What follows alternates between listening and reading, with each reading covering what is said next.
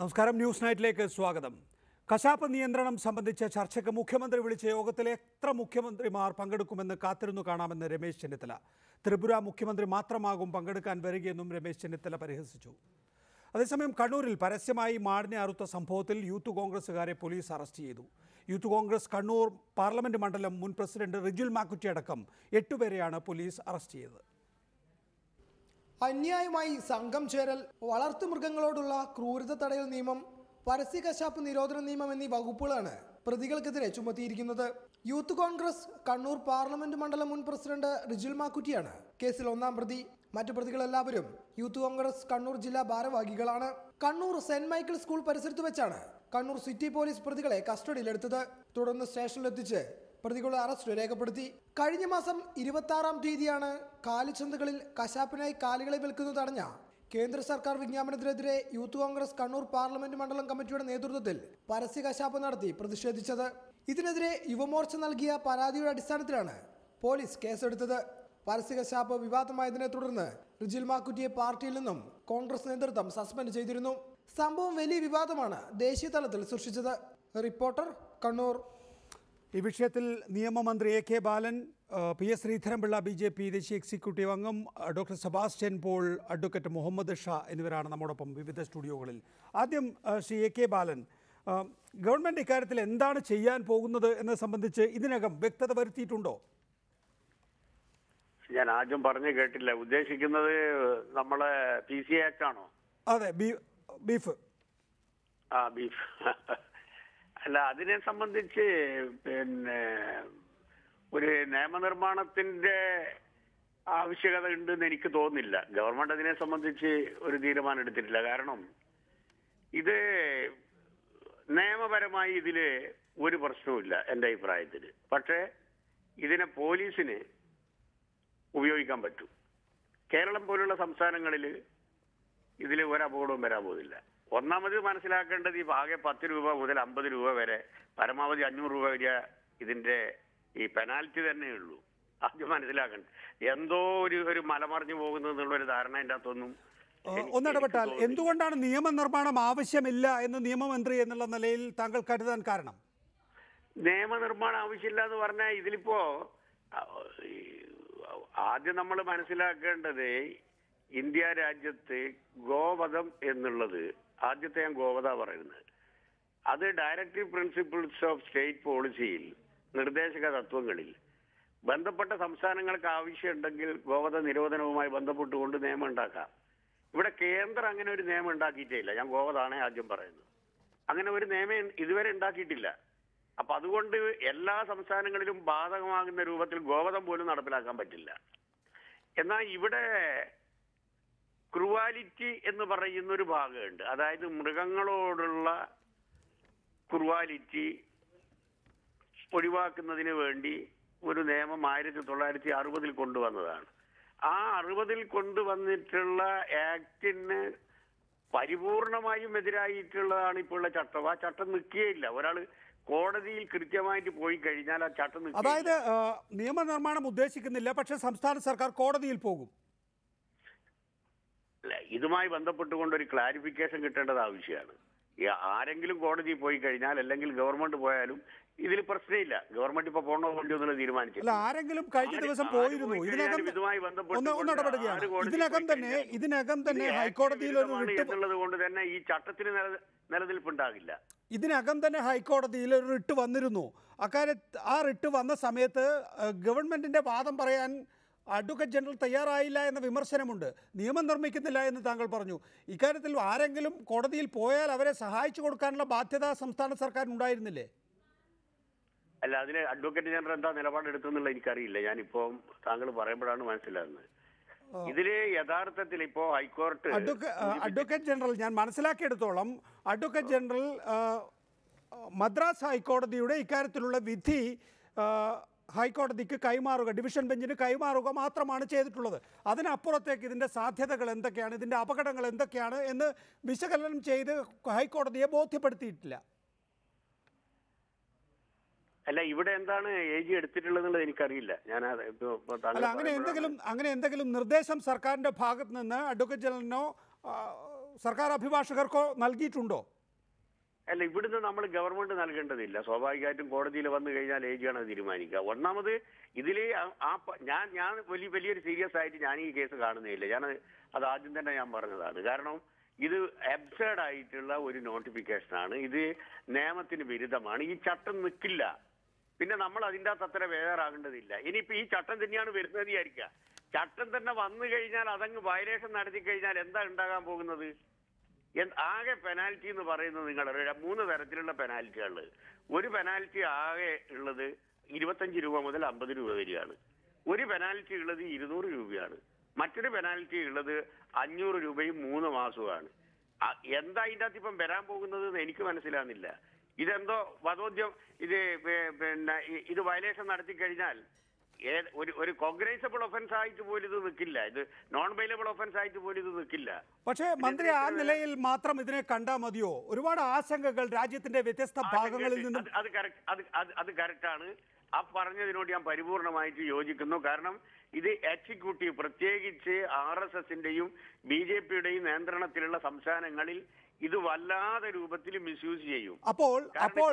അപ്പോൾ കേരളം ഒരു നേതൃപരമായ നിലപാടെടുക്കുകയാണ്. അതിനുവേണ്ടിയാണ് പിണറായി വിജയൻ മുഖ്യമന്ത്രിമാരുടെ യോഗം വിളിച്ചു ചേർക്കുന്നത്, സംസ്ഥാന നിയമസഭയുടെ യോഗം വിളിച്ചു ചേർക്കുന്നത്. ആ നേതൃപരമായ പങ്കെന്ന് പറയുമ്പോൾ നമുക്ക് ഒരുപക്ഷെ നിയമനിർമ്മാണം ഇനി അത് വേണ്ട എന്ന് തോന്നുകയാണ് എങ്കിൽ ശക്തമായ ഹൈക്കോടതി, സുപ്രീം കോടതി ഇടപെടലുകൾ ആവശ്യമായി വരികയില്ല. ഇപ്പോൾ മൃഗബലിയാകാം എന്നുള്ളത് നമുക്ക് മതപരമായ ആചാരങ്ങളുടെ അടിസ്ഥാനത്തിൽ മൃഗബലിയാകാം എന്നുള്ളത് നമുക്ക് ആക്റ്റിൽ ലഭിച്ചിട്ടുള്ള ആനുകൂല്യമാണ് എങ്കിൽ അത് വിജ്ഞാപനത്തിൽ റദ്ദ് ചെയ്യുകയാണ് ചെയ്യുന്നത്.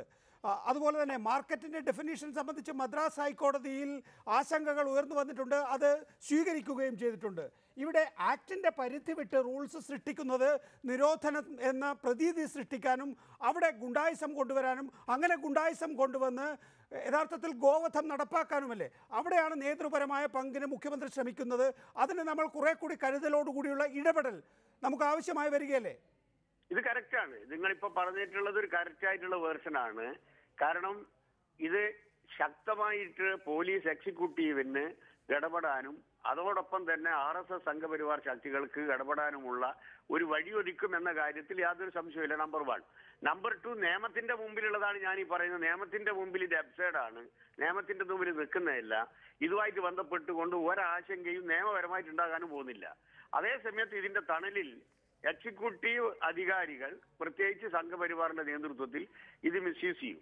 കാരണം ഇതിൽ പറയുന്ന രൂപത്തിൽ ഒരു മാർക്കറ്റ് നടത്താൻ ഒരു രൂപത്തിലും സാധിക്കില്ല. മാർക്കറ്റ് സംവിധാനം എന്ന് പറയുന്നത് ചിലപ്പോൾ വൻകിടക്കാർക്ക് മാത്രമേ സാധിക്കൂ. ചെറുകിടക്കാർക്ക് ഒരു രൂപത്തിലും സാധിക്കുകയില്ല. 10-17ഓളം സംവിധാനങ്ങൾ ഇതിനൊരുക്കണം. വെറ്ററിനറി ഹോസ്പിറ്റൽ വേണം, ഡോക്ടർമാർ വേണം, പശുക്കളെ മറവ് ചെയ്യുന്നതിനുള്ള സംവിധാനം വേണം, വെള്ളത്തിന്റെ സൗകര്യം വേണം, വെറ്ററിനറി സ്റ്റാഫ് വേണം. ഇതൊക്കെ ആർക്ക് കഴിയും? അപ്പൊ ഇതൊന്നും ഇല്ല എന്ന് പറഞ്ഞിട്ട് ഒരു എക്സിക്യൂട്ടീവ് അധികാരികൾ രംഗത്ത് വന്നിട്ട് ഇത് കംപ്ലീറ്റ് ഇല്ലാതാക്കാം, മാർക്കറ്റ് കംപ്ലീറ്റ് ഇല്ലാതാക്കാം. അത് കറക്റ്റാണ്. ശരി, പക്ഷേ ഞാൻ ചോദിക്കുന്നത് നമുക്ക് കുറച്ചുകൂടെ മുന്നോട്ട് പോകാൻ വേണ്ടി ചോദിക്കുകയാണ്. ഇക്കാര്യത്തിൽ വ്യത്യസ്ത ഹൈക്കോടതികൾ വ്യത്യസ്ത സമീപനമാണ് എടുത്തിട്ടുള്ളത് എന്നുള്ളത് നിയമമന്ത്രി എന്നുള്ളതിൽ താങ്കൾക്കും ബോധ്യപ്പെട്ടിട്ടുണ്ടാവുമായിരിക്കും. കേരള ഹൈക്കോടതി പറയുന്നത് മൗലികാവകാശ ലംഘനമില്ല എന്നാണ്. മദ്രാസ് ഹൈക്കോടതി പറയുന്നത് മനുഷ്യൻ്റെ പ്രാഥമിക ആവശ്യമായ ഭക്ഷണത്തിൽ കൈകടത്താൻ കേന്ദ്ര സർക്കാരിന് എന്ത് അവകാശം എന്നാണ്. രാജസ്ഥാൻ ഹൈക്കോടതിയിലെ ഒരു ജഡ്ജ് ഭ്രാന്തമായ ആവേശത്തോടു കൂടി എന്തൊക്കെയോ വിളിച്ചു പറയുന്നു. അപ്പോൾ ഈ ഒരു വിജ്ഞാപനം ഈ രാജ്യമാകമാനം, പ്രത്യേകിച്ച് കേരളം അടക്കമുള്ള ബംഗാൾ അടക്കമുള്ള സംസ്ഥാനങ്ങൾക്ക് ആശങ്കയുണ്ടാക്കിയ പശ്ചാത്തലത്തിൽ നമ്മൾ എന്താണ് ചെയ്യാൻ പോകുന്നതിനെ സംബന്ധിച്ച് ഗവൺമെൻറ് ഇപ്പോൾ പ്രതിപക്ഷത്തിൻ്റെ ശബ്ദം കേൾക്കാൻ കാത്തു നിൽക്കുകയാണോ? അല്ല, ഇതിന്റെ ഭാഗമായി ഇന്നലെ ചേർന്ന ക്യാബിനറ്റ് ഈ കാര്യത്തെ സംബന്ധിച്ച് പ്രാഥമികമായി ചർച്ച നടത്തി പ്രതിപക്ഷവുമായി ആലോചിച്ചുകൊണ്ട് ഒരു പ്രത്യേക സെഷൻ വിളിക്കാൻ വേണ്ടി ഉദ്ദേശിക്കുകയാണ്. അതിനെ സംബന്ധിച്ച് പ്രതിപക്ഷത്തിന്റെ ഭാഗത്തു നിന്നുണ്ടാകുന്ന സമീപനവും കൂടി വളരെ പ്രധാനപ്പെട്ടതാണ്. അവരുമായിട്ട് കൂടി ആലോചിച്ചിട്ടായിരിക്കും മറ്റ് നിയമ നടപടികളെ സംബന്ധിച്ചിട്ട് ആലോചിക്കും. ഇപ്പൊ നാളെ സ്പെഷ്യൽ ക്യാബിനറ്റ് ഉണ്ട്, നാളെ വിളിച്ചിട്ടുണ്ട്. പക്ഷെ ഞാൻ പറയുന്നത് നിയമപരമായിട്ട് ഒരാശങ്കപ്പെടേണ്ടോ ഇല്ല. ഇത് ഒരാൾക്കും ഒരു ബുദ്ധിമുട്ട് ശരി, നിയമപരമായിട്ടുണ്ടാകില്ല. ഞാൻ താങ്കളിലേക്ക് മടങ്ങിയെത്താം. ശ്രീ പി എസ് ശ്രീധരൻപിള്ള, നിയമനിർമ്മാണം ആവശ്യമില്ല എന്ന് നിയമമന്ത്രി ശ്രീ എ കെ ബാലൻ കരുതുന്നു. പക്ഷേ ഇക്കാര്യത്തിലൊരു ക്ലാരിറ്റി വരുത്തേണ്ടതുണ്ട്. അതിന് മറ്റാരെങ്കിലും കോടതിയിൽ പോവുകയാണ് എങ്കിൽ ഗവൺമെൻറ് സഹായിച്ചു കൊടുക്കും എന്നുള്ളതാണ് ഇക്കാര്യത്തിലുള്ള അദ്ദേഹം സംസാരിക്കുമ്പോൾ നമുക്ക് മനസ്സിലാകുന്നത്. അപ്പോൾ ആ നിലയിൽ ബോധ്യപ്പെടേണ്ട ഒരു വിഷയം തന്നെയാണ്, ഒരു ക്ലാരിറ്റി വരുത്തേണ്ട വിഷയം തന്നെയാണ് എന്ന് താങ്കൾക്കും തോന്നുന്നില്ലേ?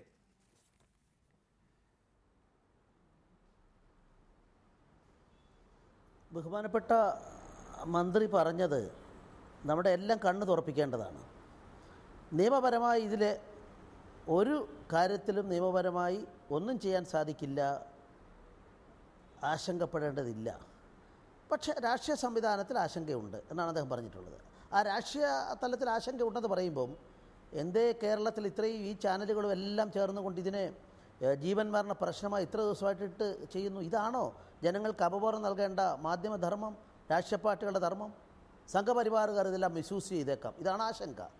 സംഘപരിവാറിൻ്റെ നിലപാടെന്താ? സംഘപരിവാർ പറഞ്ഞോ ഇവിടെ ബീഫ് പാടില്ല, നിരോധിക്കണമെന്ന് എവിടെയെങ്കിലും പറഞ്ഞോ? ഞാൻ മനസ്സിലാക്കിയിട്ടില്ല. ഞാൻ BJP തുടങ്ങിയ 80 മുതൽ അതിൻ്റെ ഏതെങ്കിലും ഒരു തരത്തിൽ ജില്ലാ തലത്തിലോ മേലോട്ടോ ചുമതലകളിലുണ്ടായിരുന്ന ആളാണ്. ഇപ്പോഴും അതിൻ്റെ സജീവമായിട്ടുള്ള കോർ കമ്മിറ്റി അംഗമാണ്.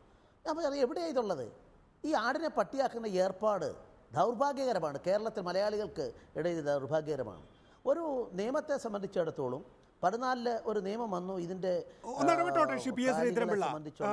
എന്തുകൊണ്ടാണ് ഇങ്ങനെ ഒരു റൂൾസ് ഉണ്ടാകുന്നത് എന്നെ സംബന്ധിച്ച് നമുക്ക് വ്യക്തത വരുത്തണമല്ലോ. ഇത് കുറേ ആളുകളുടെ ഭക്ഷണമാണ്. ആ ഭക്ഷണം നിലനിർത്തുക എന്നുള്ളത് മോദി സർക്കാർ അധികാരത്തിൽ വന്നതിന് ശേഷം ഒരു മുദ്രാവാക്യമായി ഉയർന്നു വന്നിട്ടുണ്ട്. ആക്ട് എങ്ങനെ നടപ്പാക്കണം എന്ന് തീരുമാനിക്കുന്ന റൂൾസ്. ഇപ്പൊ നമുക്കറിയാം 1960 വന്ന നിയമം. അന്നത്തെ രാഷ്ട്രീയ സാഹചര്യത്തിൽ മതേതരത്വം ജ്വലിച്ചു നിൽക്കുന്ന ഒരു കാലഘട്ടത്തിലാണ് അങ്ങനെ ഒരു ആക്ട് വന്നത്. ഇപ്പോൾ 2017 റൂൾസ് വരുമ്പോൾ എന്താണ് ഇപ്പോഴത്തെ രാഷ്ട്രീയ സ്ഥിതി എന്ന് വ്യക്തമാകുന്നു. ഇതൊന്നും ആർക്കും മനസ്സിലാകാത്ത കാര്യമൊന്നും അല്ലല്ലോ ശ്രീ പി എസ് ശ്രീധരൻപിള്ള. സംഘപരിവാർ എന്നല്ല, നരേന്ദ്രമോദി സർക്കാരിന് ഇവിടെ സംഘപരിവാർ ആശയങ്ങൾ അടിച്ചേൽപ്പിക്കണം. അതിനു വേണ്ടിയിട്ടാണ് ഈ കാര്യങ്ങൾ ചെയ്യുന്നത് എന്ന് മനസ്സിലാകാത്ത ആളൊന്നും അല്ല ശ്രീ പി എസ് ശ്രീധരൻപിള്ള, താങ്കളും ഞാനും. അല്ല, വോട്ട് താങ്കൾ പറയുന്നതിൽ ഒരു അർത്ഥവുമില്ല. കാരണം ആ നിയമം 60 നിയമപ്രകാരം, ആ 60 നിയമം BJPയോ RSSO ഒന്നും അല്ലല്ലോ, ജവഹർലാൽ നെഹ്റുവിൻ്റെ കാലത്ത് കൊണ്ട നിയമമല്ലേ. ആ നിയമത്തെ സംബന്ധിച്ച് സുപ്രീം കോടതിയുടെ 14 വന്ന കേസിൽ കമ്മിറ്റി അല്ല ഞാൻ പറഞ്ഞോട്ടെ, നിങ്ങളിന്ന് പറയാൻ സമ്മതിക്ക്. 14 സുപ്രീം കോടതി വന്നിട്ട് വന്ന ഒരു ലിറ്റിഗേഷനിൽ കമ്മിറ്റിയെ വെച്ചിട്ട് അതിനെ സംബന്ധിച്ചുള്ള റിപ്പോർട്ടും വാങ്ങിയ ശേഷം സുപ്രീം കോടതി ചില ഗൈഡ് ലൈൻ പറയുന്നു. അത് വെച്ച് നിയമം ഉണ്ടാക്കണം പറയും. ബന്ധപ്പെട്ട വകുപ്പ് അതിനെ സംബന്ധിച്ചിടത്തോളം ആ പ്രപ്പോസൽ കേരള സർക്കാർ ഉൾപ്പെടെ എല്ലാവർക്കും അയച്ചു കൊടുത്തു. ഒബ്ജക്ഷൻ വാങ്ങിയ ശേഷം വന്നു. തെറ്റുണ്ടെങ്കിൽ തിരുത്താവുന്നതാണ്, കോടതി പോകാവുന്നതാണ്. നിയമമന്ത്രി അതിൻ്റെ എല്ലാ കാര്യവും വെച്ചുകൊണ്ട് പറയുന്നു ആർക്ക് വേണേൽ കോടതി പോകാം. ഈ ഒരു ഇഷ്യൂവിനെ RSSൻ്റെ നഗപ്പൂരി എന്നുള്ളതാണെന്ന് പറഞ്ഞുകൊണ്ട് നിങ്ങൾക്ക് അന്ധമായ രാഷ്ട്രീയ വിരോധം കൊണ്ട് നിങ്ങൾക്ക് പറയാം. അത് നരേന്ദ്രമോദിയെ 12 കൊല്ലക്കാലം എങ്ങനെയാണോ പറഞ്ഞത് അതുപോലെ തന്നെ ഒരു അർഹിക്കുന്ന അവജ്ഞയോടെ ഡോക്ടർ സെബാസ്റ്റ്യൻ പോൾ, ഇവിടെ പ്രധാനപ്പെട്ട കാര്യം ഇതൊന്നുമല്ല. ഇതൊക്കെ നമ്മൾ ഒരുപാട് ചർച്ച ചെയ്തിട്ടുള്ളതാണ്. അതിൻ്റെ ഞാനൊന്ന് ഇടപെടുകയാണ് പ്രിയ ശ്രീധരൻപിള്ള, തീർച്ചയായിട്ടും താങ്കളിലേക്ക് തന്നെ. അതിനപ്പുറത്തേക്ക് ഈ രാഷ്ട്രീയ സാഹചര്യം അത് വെളിപ്പെടുത്തുന്നു എന്നുള്ളതാണ് 2017 റൂൾസ് കാണുമ്പോൾ മനസ്സിലാക്കുന്നത്. ഇവിടെ ആരാണ് ശക്തമായി ഇടപെടേണ്ടത്? നിയമത്തെ വ്യാഖ്യാനിക്കുന്ന കോടതികളാണ്. കോടതികൾ നോക്കൂ, കേരള ഹൈക്കോടതി ഒന്ന് പറയുന്നു, മദ്രാസ് ഹൈക്കോടതി വേറൊന്ന് പറയുന്നു, രാജസ്ഥാൻ ഹൈക്കോടതി ഭ്രാന്ത് പറയുന്നു. അത് ആശാസ്യമാണ്. അല്ല, കോടതികൾ തന്നെയാണ് ഈ കാര്യത്തിലൊരു വ്യക്തത വരുത്തേണ്ടത്. ഇപ്പോൾ സംഭവിച്ചിരിക്കുന്നത് 1960 കേന്ദ്ര നിയമത്തിൽ റൂൾസ് വന്നിരിക്കുകയാണ്. അത് സബോർഡിനേറ്റ് ലെജിസ്ലേഷൻ എന്നാണ് അറിയപ്പെടുന്നത്. അതിന് പാർലമെൻറ്റിൻ്റെ അംഗീകാരം ആദ്യം ആവശ്യമുണ്ട്. പാർലമെൻറ്റിന് വേണമെങ്കിൽ എതിർക്കാം. പാർലമെൻറ്റിൽ 30 ദിവസം ആ റൂൾസ് അവിടെ പ്ലേസ് ചെയ്യേണ്ടതാണ്. കോടതിയിലും പോകാം. ഇവിടെ ഇപ്പോൾ സംഭവിച്ചിരിക്കുന്നത് പ്രധാനപ്പെട്ട ആക്ട് 1960 ആക്റ്റിൽ നിന്ന് വ്യത്യസ്തമായ വിരുദ്ധമായ ചട്ടങ്ങൾ വന്നിരിക്കുകയാണ്. 1960 നിയമത്തിൽ ഭക്ഷണത്തിന് വേണ്ടി മൃഗങ്ങളെ കൊല്ലാം എന്ന് വ്യക്തമായി പറഞ്ഞിട്ടുണ്ട്. അതിന് വിരുദ്ധമായ ഒരു നിലപാട് ഇപ്പോൾ ഇവിടെ റൂൾ 22 ആണെന്ന് തോന്നുന്നു അതിപ്പോൾ പറഞ്ഞിരിക്കുന്നു. അതുകൊണ്ട് തന്നെ ആ റൂൾസ് ഉൾക്കൊള്ളുന്ന വിജ്ഞാപനത്തിന് നിലനിൽപ്പില്ല. പക്ഷെ നിലനിൽപ്പില്ല എന്ന് പറയാൻ കേരള ഹൈക്കോടതിയിലെ ചീഫ് ജസ്റ്റിസ് ഇന്നലെ എന്ത് അടിസ്ഥാനത്തിലാണ് ചില അഭിപ്രായ പ്രകടനങ്ങൾ നടത്തിയത് എന്നറിയില്ല. ആ പരാമർശങ്ങളുടെ പേരിൽ ഹർജിക്കാരന് ഹർജി തന്നെ പിൻവലിക്കേണ്ടി വന്നു. അതുകൊണ്ട് കുറേ കൂടി ഗൗരവത്തോടെ ഉന്നത തലങ്ങളിൽ അല്ലെങ്കിൽ ഭരണഘടനയെക്കുറിച്ച് വ്യക്തമായ ധാരണയുള്ളവർ ഈ കേസുമായി പോകണം. അത് സുപ്രീം കോടതിക്ക് മറിച്ചൊന്നും ഇക്കാര്യത്തിൽ പറയാൻ കഴിയില്ല. കാരണം അത് വളരെ വ്യക്തതയുള്ള ഒരു പാർലമെൻ്ററി തത്വമാണ് സബോർഡിനേറ്റ് ലെജിസ്ലേഷൻ എന്നത്. അത് എക്സിക്യൂട്ടീവാണ് ഉണ്ടാക്കുന്നത്. പാർലമെൻറ്റ് പാസ്സാക്കിയ നിയമത്തിന് വിരുദ്ധമായി എക്സിക്യൂട്ടീവിന് ചട്ടങ്ങൾ ഉണ്ടാക്കാൻ കഴിയില്ല എന്ന കാര്യത്തിൽ ഒരു വ്യക്തത കുറവുമില്ല. അതുകൊണ്ട് സുപ്രീം കോടതി ഈ നോട്ടിഫിക്കേഷൻ അസാധുവാക്കും. ശ്രീ പി എസ് ശ്രീധരൻപിള്ള, ഇപ്പോൾ നിരവധി ആശങ്കകൾ വിവിധ മേഖലകളിൽ നിന്നുണ്ടാകുന്നു എന്ന് മാത്രമല്ല, മദ്രാസ് ഹൈക്കോടതിയിൽ എന്താണ് സംഭവിച്ചത് എന്ന് പത്രമാധ്യമങ്ങളിലൂടെ നമുക്കറിയാം. അതല്ലാതെ വിധി പ്രഖ്യാപനവും നമ്മുടെ മുന്നിലുണ്ട്. അത്തരം ആശങ്കകൾ ദൂരീകരിക്കപ്പെടേണ്ടത് തന്നെയല്ലേ?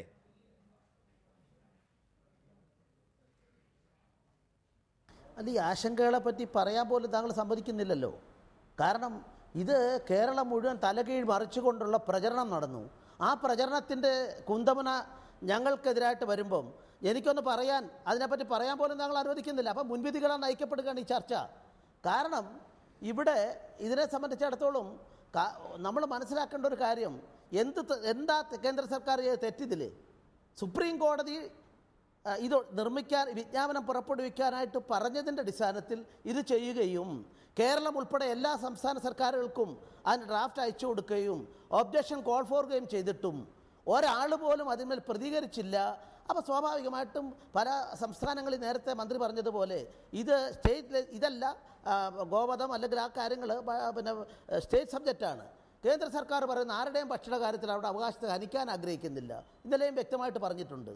നരേന്ദ്രമോദി പറയുന്ന ഭരണഘടനയിലെ വ്യവസ്ഥ പ്രകാരമാണ്. അതൊക്കെ പൊതുവായിട്ട് അറിയാവുന്ന കാര്യങ്ങളാണല്ലോ ശ്രീ പി എസ് ശ്രീധരൻപിള്ള. അതുകൊണ്ടാണ് ഞാൻ ഇടപെടുന്നതെന്ന് താങ്കൾ മനസ്സിലാക്കുമെന്ന് ഞാൻ കരുതുന്നു. ഇവിടെ രണ്ട് പ്രധാനപ്പെട്ട കാര്യങ്ങൾ ഞാൻ ഒന്നിടപെട്ടോട്ടെ. മതപരമായ അല്ല, ജനങ്ങളൊന്നും താങ്കൾ പറയുന്നതിനെ കുറിച്ചും ഇവിടെ ഡോക്ടർ സെബാസ്റ്റ്യൻ പോൾ പറയുന്നതിനെ കുറിച്ചും എ കെ ബാലൻ പറയുന്നതിനെ കുറിച്ചും ഒക്കെ തന്നെയും ജനങ്ങൾക്ക് കൃത്യമായ ബോധ്യമുണ്ട്. നമ്മൾ ജനങ്ങളെ തെറ്റിദ്ധരിക്കുമെന്ന് ആശങ്കപ്പെടേണ്ട കാര്യമുണ്ടെന്ന് തോന്നുന്നില്ല. കാരണം നമ്മളെക്കാളും ഒക്കെ ധാരണയുള്ളവരാണവർ എന്നുള്ളതുകൊണ്ട് തന്നെ ഇവിടെ മതപരമായ ആവശ്യങ്ങൾ മൃഗബലിയാകാം എന്ന് നിയമം അനുശാസിക്കുന്നുണ്ട്. പക്ഷേ വിജ്ഞാപനത്തിൽ അതില്ലാതാകുന്നു.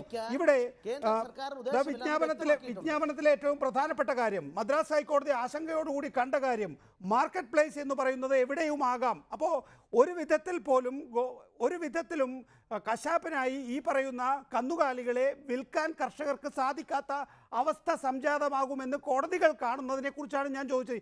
ഈ രണ്ട് കാര്യങ്ങളിൽ നമുക്ക് തൽക്കാലം നിൽക്കുകയാണെങ്കിൽ ചർച്ച ഒരു പരിധിവരെ നിയന്ത്രിച്ചു നിർത്താൻ കഴിയും. നമുക്ക് നോക്കൂ, ഇവിടെ കേരള ഹൈക്കോടതിയിൽ പോയത് ഒരു രാഷ്ട്രീയ പ്രസ്ഥാനത്തിന്റെ കോൺഗ്രസ് പാർട്ടിയുടെ ഉത്തരവാദിത്തപ്പെട്ട ഒരു ചുമതലക്കാരനാണ്. ആ ചുമതലക്കാരൻ അവിടെ ചെന്നിട്ട് വാദഗതികൾ പിടിച്ചു നിൽക്കാൻ സാധിക്കാതെ എന്തിന് വിഡ്രോ ചെയ്തു കേസ്? എന്തിനാ വിഡ്രോ ചെയ്തത്? തള്ളിയിട്ട് നിങ്ങൾക്ക് മേൽക്കോടതി പോയിക്കൂടായിരുന്നോ? അപ്പോൾ ഇതെല്ലാം ന്യൂസ് ഉണ്ടാക്കിക്കൊണ്ട് ജനങ്ങളെ കബളിപ്പിക്കുകയാണ്. ഒരു കാര്യം ഞാൻ അർത്ഥശങ്കക്കിടയില്ലാത്തണം പറയുന്നു. BJP ഗോവധത്തെ സംബന്ധിച്ചിടത്തോളം എന്താണോ ജവഹർലാൽ നെഹ്റു പറഞ്ഞത്, എന്താണോ ഗുൽസാർലാൽ നന്ന പറഞ്ഞത്, എന്താണോ ഇന്ദിരാഗാന്ധി സർക്കുലർ വഴി നടപ്പാക്കാൻ ആവശ്യപ്പെട്ടത്, എന്താണോ ഭരണഘടനയിലുള്ളത്, എന്താണോ ഗാന്ധിജി പറഞ്ഞത് കുറച്ച് നിൽക്കുന്നു. ആ സമയത്ത് ഒരിക്കൽ പോലും കേന്ദ്ര സർക്കാർ ബീഫിനെ നിരോധിക്കാൻ ആഗ്രഹിക്കുന്നില്ല, ആരുടെയും ഭക്ഷണക്രമത്തിൽ ഇടപെടാൻ ആഗ്രഹിക്കുന്നില്ല. ഇതാണ് ഞങ്ങളുടെ സുചിന്തമായ ഒരു പബ്ലിക് ഇൻട്രസ്റ്റ് ലിറ്റിഗേഷൻ കഴിഞ്ഞ ദിവസം ഉണ്ടായിരുന്നു. അത് പിൻവലിച്ചു പോവുകയാണ് ഉണ്ടായിട്ടുള്ളത്. ഹൈക്കോടതി തുടരെ ചോദിച്ച ചോദ്യങ്ങൾക്ക് മറുപടി പറയാൻ പബ്ലിക് ഇൻട്രസ്റ്റ് ലിറ്റിഗേഷന് കഴിഞ്ഞില്ല. കൂടെ ഉണ്ടായിരുന്ന അല്ലെങ്കിൽ കോടതിയിൽ ഉണ്ടായിരുന്ന AGക്കും അതിൽ താല്പര്യമുണ്ടായിരുന്നില്ല. സർക്കാരിന് ഇക്കാര്യത്തിൽ ആത്മാർത്ഥത ഇല്ലേ? തീർച്ചയായിട്ടും സർക്കാരിന് ഇക്കാര്യത്തിൽ എന്താണ് സർക്കാരിന്റെ നിലപാടെന്ന് ബഹുമാനനായ മുഖ്യമന്ത്രിയും നിയമവകുപ്പ് മന്ത്രിയുമൊക്കെ ഇതിനകം പറഞ്ഞു കഴിഞ്ഞിട്ടുണ്ട്. ഞങ്ങൾക്ക് അന്ന് തന്നെ സംശയം ഉണ്ടായിരുന്നു, അവിടെ ഒരു പബ്ലിക് ലിറ്റിഗേഷൻ ഹർജി സമർപ്പിക്കപ്പെട്ട ഘട്ടത്തിൽ ഇതൊരു ഒത്തുകളിയുടെ ഭാഗമാണോ എന്ന്. അത്തരം ഒരു പബ്ലിക് ലിറ്റിഗേഷൻ ഹർജിയിൽ അഭിപ്രായം പറഞ്ഞ് തീർക്കേണ്ടതല്ല ഇത്. ദുർബലമായ വാദഗതികളുമായി പൊതുതാൽപര്യ ഹർജി മുന്നോട്ട് പോകുന്നു എന്ന് വന്നപ്പോ ഒരുപക്ഷെ വളരെ ശക്തമായിട്ടുള്ള നിയമ നടപടിക്ക് ഉദ്ദേശിച്ചുകൊണ്ടാവണം അത്തരത്തിലുള്ള ഒരു സമീപനം കൈക്കൊണ്ടതെന്നാണ് എനിക്ക് തോന്നുന്നത്. ഗവൺമെന്റ് കേരളത്തിൽ, ഇന്ത്യയിൽ കിട്ടാവുന്ന ഏറ്റവും നല്ല വക്കീലിനെ തന്നെ ഇറക്കി ഈ വിഷയത്തിൽ ശക്തമായിട്ടുള്ള നിലപാടുമായി മുന്നോട്ട് പോകണം എന്ന് ആഗ്രഹിക്കുന്നു. അതിനുവേണ്ടി പ്രത്യേക നിയമസഭാ സമ്മേളനം വരെ സർക്കാർ ചേരുകയാണ്. ഡോക്ടർ കെ ടി ജലീൽ, നിയമസഭാ സമ്മേളനം വിളിച്ചിട്ട് എന്താണ് ചെയ്യാൻ കഴിയുക? ഒരു പ്രമേയം പാസ്സാക്കാം, അല്ലെങ്കിൽ പ്രതിപക്ഷ നേതാക്കളുടെ യോഗത്തിൽ എല്ലാവരും കുറേ കാര്യങ്ങൾ പറയും. ഗവൺമെൻറ് എടുക്കുന്ന തീരുമാനത്തിനനുസരിച്ചാണ് സാധാരണഗതിയിൽ പോകാറുള്ളത്. എന്തായാലും അക്കാര്യത്തിലൊരു പൊതു ആശയവിനിമയം ഇതിനകം തന്നെ നടന്നിട്ടുണ്ട്. അക്കാര്യത്തിൽ കോടതിയിൽ പോവുക, നേരത്തെ നിയമമന്ത്രി എ കെ ബാലൻ സംസാരിച്ചിരുന്നു, താങ്കൾ കേട്ട് കാണില്ല. അദ്ദേഹം പറഞ്ഞത് നിയമനിർമ്മാണത്തിൻ്റെ സാധ്യതയില്ല, ഇതങ്ങനെ ഗൗരവമായി കാണേണ്ട വിഷയമൊന്നുമല്ല, ഇത് ചില്ലറ നിസ്സാര പ്രശ്നങ്ങളേ ഉള്ളൂ, ഹൈക്കോടതിയിലോ സുപ്രീം കോടതിയിലോ പോയാൽ പരിഹരിക്കാവുന്നേ ഉള്ളൂ. എൻ്റെ ചോദ്യം അവിടെയാണ്, അങ്ങനെ ഒരു പബ്ലിക് ഇൻട്രസ്റ്റ് ലിറ്റിഗേഷൻ ഉണ്ടായിട്ട് ഗവൺമെന്റ് അത് ഉപയോഗപ്പെടുത്തിയില്ല. ഗവൺമെന്റ് സ്വന്തമായിട്ട് തന്നെ ഇക്കാര്യം ഹൈക്കോടതിയിലോ സുപ്രീം കോടതിയിലോ ടേക്കപ്പ് ചെയ്യണം എന്നാണ് ഉദ്ദേശിക്കുന്നത്. ഏതെങ്കിലും ഒരു വാലിൽ തൂങ്ങി ഈ അഭിപ്രായം രേഖപ്പെടുത്തേണ്ടതല്ല. വളരെ ശക്തമായി നിലപാട് കടുപ്പിച്ച് തന്നെ പറയേണ്ടതാണ് എന്നുള്ള നിലയിലാണ് ഗവൺമെന്റ്. അതുകൊണ്ടാണ് അത്തരം ഒരു വഴിയെ സംബന്ധിച്ച് ആരാഞ്ഞുകൊണ്ടിരിക്കുന്നത്. അതിനുവേണ്ടിയാണ് നിയമസഭാ സമ്മേളനവും വിളിച്ചു ചേർത്തിരിക്കുന്നത്. ദയവായി തുടരുക ഡോക്ടർ കെ ടി ജലീൽ. ഞാൻ അങ്ങോട്ടേക്ക് അഡ്വക്കേറ്റ് മുഹമ്മദ് ഷാ, താങ്കൾ കോടതിയിൽ ഉണ്ടായിരുന്നത്, ഗവൺമെന്റ് ഇക്കാര്യത്തിൽ ഒരു ഡയറക്ഷൻ ഇല്ലാത്തത് കൊണ്ടാണോ, അതോ യാദൃച്ഛിക ഒരു PL വരുന്നു അവിടെ വീണുപോയതാണോ? ഇല്ല, ഗവൺമെൻറ് കേസ് നടക്കുമ്പോൾ അഡ്വക്കേറ്റ് ജനറൽ കോടതിയിലുണ്ട്. പെറ്റീഷണറായിട്ട് വന്നിരുന്ന മറ്റേ ഈ കോൺഗ്രസ് നേതാവിൻ്റെ വക്കീൽ വാദം നടത്തി. അദ്ദേഹത്തിൻ്റെ വാദം ദുർബലമായിരുന്നുള്ളത് എല്ലാവർക്കും അറിയാം. കാരണം അദ്ദേഹം പറഞ്ഞു, കോടതി ചോദിച്ച ചോദ്യം ഇതാണ്, നിങ്ങൾ ഏത് ഭരണഘടനാ പ്രൊവിഷൻ പ്രകാരമാണ് നിങ്ങൾ കോടതിയിൽ വന്ന് ഏത് ഫണ്ടമെൻ്റൽ റൈറ്റാണ് ഇൻഫ്ലുവൻസ് ചെയ്യുന്നത് ചോദിച്ചപ്പോൾ ആർട്ടിക്കിൾ 21 എന്ന് പറഞ്ഞു. അപ്പോൾ ലൈഫിൻ്റെ റൈറ്റാണ് നിങ്ങൾ ഇൻഫ്ലുവൻസ് ചെയ്യുന്നതെങ്കിൽ അത് ആ കാളക്കുട്ടിയുടെ ലൈഫിൻ്റെ മാത്രം റൈറ്റ് ഇൻഫ്ലുവൻസ് ചെയ്യുന്നുള്ളൂ എന്ന് കോടതി പറഞ്ഞു. അപ്പോൾ അത്തരം ഒരു വാദഗതിക്ക് സ്കോപ്പില്ല. കാരണം കോടതിയിൽ പറയേണ്ടത് പേരൻ്റ് ആക്റ്റുമായിട്ടുള്ള കോൺഫ്ലിക്റ്റ്, കോടതിയിൽ പറയേണ്ടത് സ്റ്റേറ്റ് ലിസ്റ്റിലേക്കുള്ള അഗ്രഷൻ, കോടതിയിൽ പറയേണ്ട പോയിന്റുകൾ ആർട്ടിക്കിൾ 25 വയലേഷൻ, ഈ പോയിന്റ്സ് ഒന്നും അവിടെ ആ കോടതിയിൽ വന്നിട്ടില്ല. അഭിഭാഷകൻ പറഞ്ഞിട്ടില്ല. അഭിഭാഷകന് അങ്ങനെ ഒരു വാദം തന്നെ. അദ്ദേഹത്തിൻ്റെ വാദം തീരുമ്പോൾ കോടതി ഏകദേശം ഈ റിട്ട് പെറ്റീഷൻ നിലനിൽക്കുന്നതല്ല എന്ന ബോധ്യത്തിൽ വന്നത്. ആ റിട്ട് പെറ്റീഷനിലെ ഗ്രൗണ്ടുകൾ നിലനിൽക്കുന്നതല്ല എന്ന ബോധ്യത്തിലേക്ക് കോടതി വരുമ്പോൾ AGക്ക് മനസ്സിലാകുന്നു ഇത് അപകടത്തിലേക്ക് പോകുന്നു. മനസ്സിലായി AG ഉടനെ മദ്രാസ് ഹൈക്കോടതിയിൽ ഇൻട്രീം ഓർഡറിൻ്റെ കോപ്പി എടുത്ത് കയ്യിലേക്ക് കൊടുക്കുന്നു. അത് കയ്യിൽ കിട്ടുമ്പോൾ കോടതി ചോദിക്കുന്നത് ഇതെങ്ങനെയാണ് ഈ ഒരു കേസ്, ഇത്തരം കേസിൽ ഇങ്ങനെ ഒരു ജഡ്ജ്മെൻറ്റ് വന്നത് എനിക്ക് അത്ഭുതം തോന്നുന്നു. അത്ഭുതം തോന്നുന്നത് കോടതിക്ക്. അതായത് ഈ റിട്ട് പെറ്റീഷനെ കോടതി കണ്ടിട്ടുള്ളൂ, ഇദ്ദേഹം കൊടുത്ത പബ്ലിക് ഇൻട്രസ്റ്റ് ലിറ്റിഗേഷനാണ് കാണുന്നത്. യഥാർത്ഥത്തിൽ കോൺഫ്ലിക്റ്റിംഗ് പ്രൊവിഷൻ ഏതാണെന്ന് ചോദിച്ചാൽ അതുപോലും അതിനകത്തുണ്ടായിരുന്നില്ല. നെഗേഷൻ അറിയാം, കോൺഫ്ലിക്റ്റിംഗ് പ്രൊവിഷൻ ഏതാണെന്ന് അറിയാം. 21(3) കോൺഫ്ലിക്റ്റിംഗ്, അല്ല 11(3)യുടെ കോൺഫ്ലിക്റ്റ് ഉണ്ട്, 25ൻ്റെ കോൺഫ്ലിക്റ്റ് ഉണ്ട്. ഈ കോൺഫ്ലിക്റ്റ് എല്ലാം ഉണ്ട് എന്നുള്ളത് എടുത്ത് കാണിക്കേണ്ടിയിരുന്നു. അങ്ങനെ വന്നപ്പോൾ ഈ റിട്ട് നിൽക്കില്ല എന്ന് പറഞ്ഞപ്പോൾ അഡ്വക്കേറ്റ് ജനറൽ ഇത് കൊടുത്തു. അല്ല, എനിക്ക് അത്ഭുതം തോന്നുന്നു എന്ന് പറഞ്ഞപ്പോഴത്തേന് അടുത്തത് റിട്ട് പെറ്റീഷണർ പറയുകയാണ് ഞാനിത് വിഡ്രോ ചെയ്യുന്നു എന്ന് അയാൾ പറയുന്നതിനൊരു കാരണമുണ്ട്. അന്ന് തന്നെ രാവിലെ സിംഗിൾ ബെഞ്ചിൽ ഇതിനെ ചലഞ്ച് ചെയ്ത് 3 റിട്ട് പെൻഡിങ്ങാണ്. അതിനകത്ത് രാവിലെ കോടതി കേസെടുക്കുമ്പോൾ മദ്രാസ് ഹൈക്കോടതിയുടെ ജഡ്ജ്മെൻറ്റിൻ്റെ കാര്യം പറയുന്നു. 1:45 ജഡ്ജ്മെൻറ്റ് പ്രൊഡ്യൂസ് ചെയ്യാൻ സിംഗിൾ ബെഞ്ച് പറയുകയാണ്. അപ്പോൾ 1:45 സിംഗിൾ ബെഞ്ചിൻ്റെ മുമ്പിലുള്ള ഒരു പക്ഷേ സ്റ്റേ കിട്ടാൻ സാധ്യതയുണ്ട്. ഇവിടുന്നൊരു നെഗറ്റീവ് ജഡ്ജ്മെൻറ്റ് വരാതിരിക്കാൻ വേണ്ടി അയാൾ വിഡ്രോ ചെയ്താകാം. കാരണം ഇയാളുടെ വീക്കായിട്ടുള്ള ബ്ലീഡിങ്സാണ് നിൽക്കുന്നത്, അതുകൊണ്ട് വിഡ്രോ ചെയ്ത് പോയതാകാം. AGക്ക് പിന്നെ ഒരു വാദം നടത്താനുള്ള സ്കോപ്പ് അവിടെ ഉണ്ടായിരുന്നില്ല. സത്യം അതാണ്. അതായത് ഇദ്ദേഹം വിഡ്രോ ചെയ്ത പെറ്റീഷനിൽ പിന്നെ ശൂന്യതയിലാണ് വാദം. Doctor Sebastian Paul, single bench ഇപ്പോഴും പരിഗണിച്ചുകൊണ്ടിരിക്കുകയാണ്, ജഡ്ജ്മെൻറ്റിന് മാറ്റിവെച്ചിരിക്കുകയാണ്. ഡിവിഷൻ ബെഞ്ച് ശരിയാവണ്ണം പരിഗണിക്കുകയും പിൻവലിക്കപ്പെട്ടുവെങ്കിൽ പോലും കൃത്യമായ റിമാർക്സോടുകൂടി അവസാനിപ്പിക്കുകയും ചെയ്ത കേസാണിത്. അപ്പോൾ അക്കാര്യത്തിലൊരു പ്രതീക്ഷ വെച്ച് ജഡ്ജ്മെൻറ്റ് എന്തായിരിക്കുമെന്നല്ല ഞാൻ ചോദിക്കുന്നത്, സാങ്കേതികമായ ഒരു സിംഗിൾ ബെഞ്ചിന് ഡിവിഷൻ ബെഞ്ച് പരിഗണിച്ച വിഷയത്തിൽ ഇനി വിധി പറയാൻ കഴിയുമോ? അല്ല, സാങ്കേതികമായി ഡിവിഷൻ ബെഞ്ചിൻ്റെ അഭിപ്രായം രേഖയിലില്ല. ചീഫ് ജസ്റ്റിസ് ചില അഭിപ്രായങ്ങൾ പ്രകടിപ്പിച്ചു എന്ന് മാത്രമേ ഉള്ളൂ. ആ ഹർജി അത് വിഡ്രോ ചെയ്തിരിക്കുകയാണ്, പിൻവലിച്ചിരിക്കുകയാണ്. അപ്പോൾ അതിലൊരു ഉത്തരവോ കോടതിയുടെ അഭിപ്രായത്തിൻ്റെ രേഖപ്പെടുത്തലോ ഉണ്ടായിട്ടില്ല. അതുകൊണ്ട് അത് കണക്കിലെടുക്കാതെ തന്നെ സിംഗിൾ ജഡ്ജിന് അത് ഇപ്പോൾ സ്റ്റേ പെറ്റീഷനുള്ള ഓർഡറിന് വേണ്ടി റിസർവ് ചെയ്തിരിക്കുന്നു. ചീഫ് ജസ്റ്റിസ് ഇന്നലെ പറഞ്ഞതായി പത്രങ്ങളിൽ ഇന്ന് വന്നിരിക്കുന്ന പരാമർശങ്ങൾ കണക്കിലെടുക്കാതെ സിംഗിൾ ജഡ്ജിക്ക് സ്വന്തമായ നിലയിൽ ഒരു അഭിപ്രായം ഈ കാര്യത്തിൽ രേഖപ്പെടുത്താൻ കഴിയും. തുടരുക. ഒരു കാര്യം പറഞ്ഞു, 1.25 മണിക്കൂർ സിംഗിൾ ബെഞ്ചിൽ മെറിറ്റിൽ ഈ പറഞ്ഞ 4 പോയിന്റ്സ് ആണ് ഇതിനെതിരെയുള്ള. ആ 4 ഗ്രൗണ്ട്സിൽ സിംഗിൾ ബെഞ്ചിൽ വാദം കഴിഞ്ഞു. ആ വാദത്തിൻ്റെ കൗണ്ടർ വാദം സെൻട്രൽ ഗവൺമെൻറ് പറഞ്ഞു. ഈ പറ്റീഷണേഴ്സിനെ സപ്പോർട്ട് ചെയ്തുകൊണ്ട് ഗവൺമെൻറ് വാദിച്ചു. ആ വാദം കേട്ടിട്ട് അത് റിസർവ് ചെയ്യും. അവിടെയാണ് യഥാർത്ഥത്തിൽ മെറിറ്റിൽ വാദം നടന്നിട്ടുള്ളൂ. ഡിവിഷൻ ബെഞ്ചിൽ മെറിറ്റിൽ വാദം നടന്നിട്ടേ ഇല്ല. അത് വിഡ്രോ ചെയ്ത റിട്ട് പെറ്റീഷനും. ഒരു കാര്യം കൂടെ പറയാൻ നികേഷ് അനുവദിക്കണം. ഈ നമ്മുടെ ലോ മിനിസ്റ്റർ പറഞ്ഞ ഒരു കാര്യത്തിനോട് എനിക്കൊരു വിയോജിപ്പുണ്ട്. ഇതിൽ കാര്യമായ പ്രശ്നമൊന്നുമില്ല എന്ന രീതിയിലാണ് പറഞ്ഞത്. അതിൻ്റെ ചൂട് പിടിച്ച് ശ്രീധരൻപിള്ള സാറും പറഞ്ഞു, ഒരു സത്യം മനസ്സിലാക്കുക, ഇത് ഫെഡറൽ സിസ്റ്റത്തിനോടുള്ള അഗ്രഷനാണ്. ഇതിനെ വളരെ സീരിയസ് ആയി കാണണം. ഈ ഫെഡറൽ സിസ്റ്റത്തിൽ സ്റ്റേറ്റ് ലിസ്റ്റ് ഉണ്ടാക്കിയിരിക്കുന്നത് രാജ്യത്തിൻ്റെ ഡൈവേഴ്സിറ്റി കൊണ്ടാണ്. രാജ്യത്ത് 24 സ്റ്റേറ്റുകൾ. മുഖ്യമന്ത്രി അസ്വാഭാവികമായ നിലയിൽ മുഖ്യമന്ത്രിമാരുടെ യോഗം വിളിച്ചു. അത് വളരെ വളരെ ഇമ്പോർട്ടൻ്റ് ആയ കാര്യമാണ്. കാരണം ഫെഡറൽ സിസ്റ്റത്തിനെ അറ്റാക്ക് ചെയ്തത് ഇന്ദിരാഗാന്ധിയാണ്. അതിൻ്റെ ശിക്ഷ നമുക്കറിയാം, തെരഞ്ഞെടുപ്പുകൾ കിട്ടൂ. ഇവിടെ അതിനുശേഷം ഇത്രയധികം ശക്തമായി ഓട്ടോക്രസി ഈ സെൻറ്റർ കൊണ്ടുവരുന്ന ഒരു കാലഘട്ടം ഉണ്ടായിട്ടില്ല. ഇപ്പം നടത്തുന്ന ഓരോ ആക്ഷനിലും ഭരണഘടനയുടെ സ്റ്റേറ്റ് ലിസ്റ്റിലേക്കുള്ള അഗ്രഷനുണ്ട്. ഡോക്ടർ സെബാസ്റ്റ്യൻ പോൾ, പ്രതിപക്ഷ നേതാവ് പരിഹസിച്ചു ചോദിക്കുകയാണ്, പിണറായി വിജയൻ വിളിച്ചാൽ ഏത് മുഖ്യമന്ത്രിയാണ് കേരളത്തിൽ വരിക അല്ലെങ്കിൽ സമ്മേളനത്തിൽ വരിക എന്നുള്ളത്. ആ ചോദ്യം പ്രസക്തമല്ലേ? ചോദ്യത്തെക്കാൾ കൂടുതൽ പരിഹാസം പ്രസക്തമാണ്. നമ്മൾ കണക്കെടുക്കേണ്ടത് തന്നെയാണ്.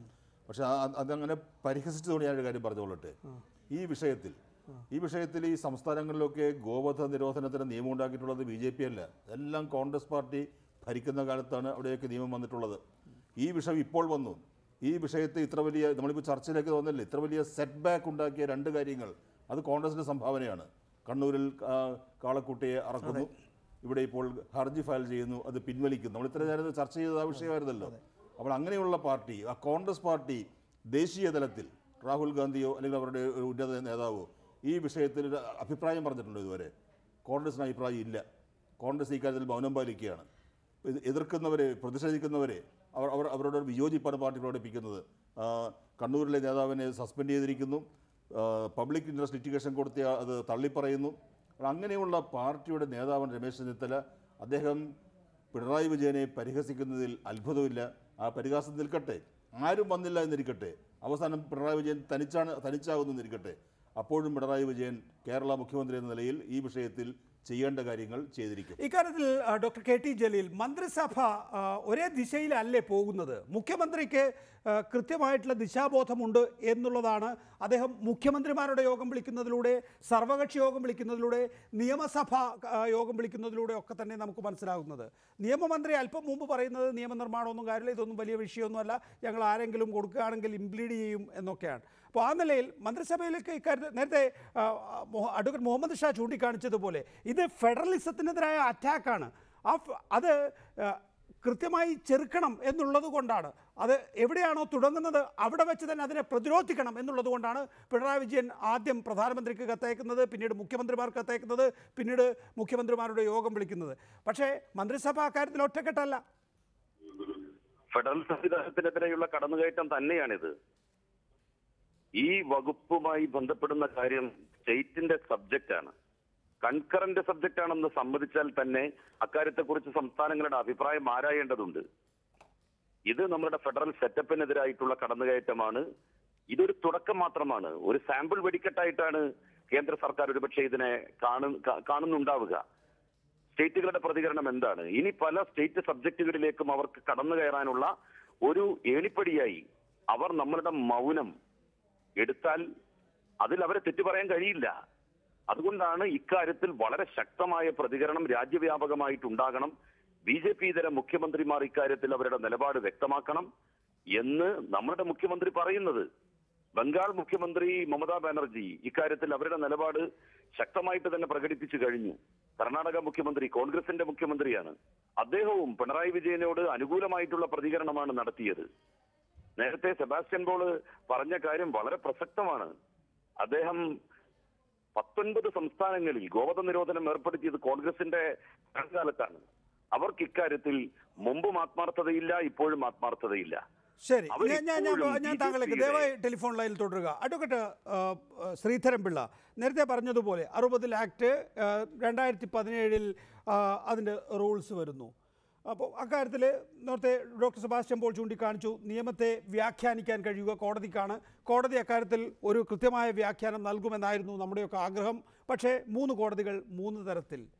ഇവിടെ കേരള ഹൈക്കോടതിയുടെ മുമ്പിൽ നേരത്തെ മുഹമ്മദ് ഷാ ചൂണ്ടിക്കാണിച്ചതുപോലെ അങ്ങോട്ട് പറയുന്നതിന് കോടതി ഇങ്ങോട്ട് ചോദിക്കുന്ന ചോദ്യങ്ങൾ ഒരിക്കലും കോടതിയുടെ നിലപാടായി നമുക്ക് കാണേണ്ടതില്ല. അതിനപ്പുറത്തേക്ക് അത് കൈമാറേണ്ടവർ കൈമാറുക, അല്ലെങ്കിൽ പറഞ്ഞു കൊടുക്കേണ്ടവർ പറഞ്ഞു കൊടുക്കുക, അതിനനുസരിച്ച് വിധിയിലേക്ക് കാര്യങ്ങൾ വരിക എന്നുള്ളതാണ് സ്വാഭാവികമായിട്ടുള്ള മാനദണ്ഡം. എന്താണ് രാജസ്ഥാൻ ഹൈക്കോടതിയിൽ മഹേഷ് ചന്ദ്ര ശർമ്മ പറഞ്ഞത് ചെയ്യുന്നത് എന്നത് സംബന്ധിച്ച് ഒരഭിപ്രായം ശ്രീ പി എസ് ശ്രീധരൻപിള്ള താങ്കളെപ്പോലുള്ളവർ പ്രകടിപ്പിക്കേണ്ടതല്ലേ? ഇതിനെ, ഈ കോടതികളെ മതപരമായി കാണുകയും റിട്ടയർമെൻറ്റിൻ്റെ തലേ ദിവസം ഇങ്ങനെ ഒരു ഹർജി സൃഷ്ടിച്ച് ആ ഹർജിയിൽ തനിക്ക് പറയാനുള്ള രാഷ്ട്രീയ ആവശ്യങ്ങൾ നിവർത്തിച്ചെടുക്കുകയും ചെയ്യുന്ന വിധത്തിൽ ഇങ്ങനെ നട്ടൽ ഉയർത്തിപ്പിടിച്ച് നിൽക്കേണ്ട ജുഡീഷ്യറി ആ നിലയിൽ ദുർബലപ്പെട്ടു പോയിട്ടുണ്ട് എന്ന് പറഞ്ഞാൽ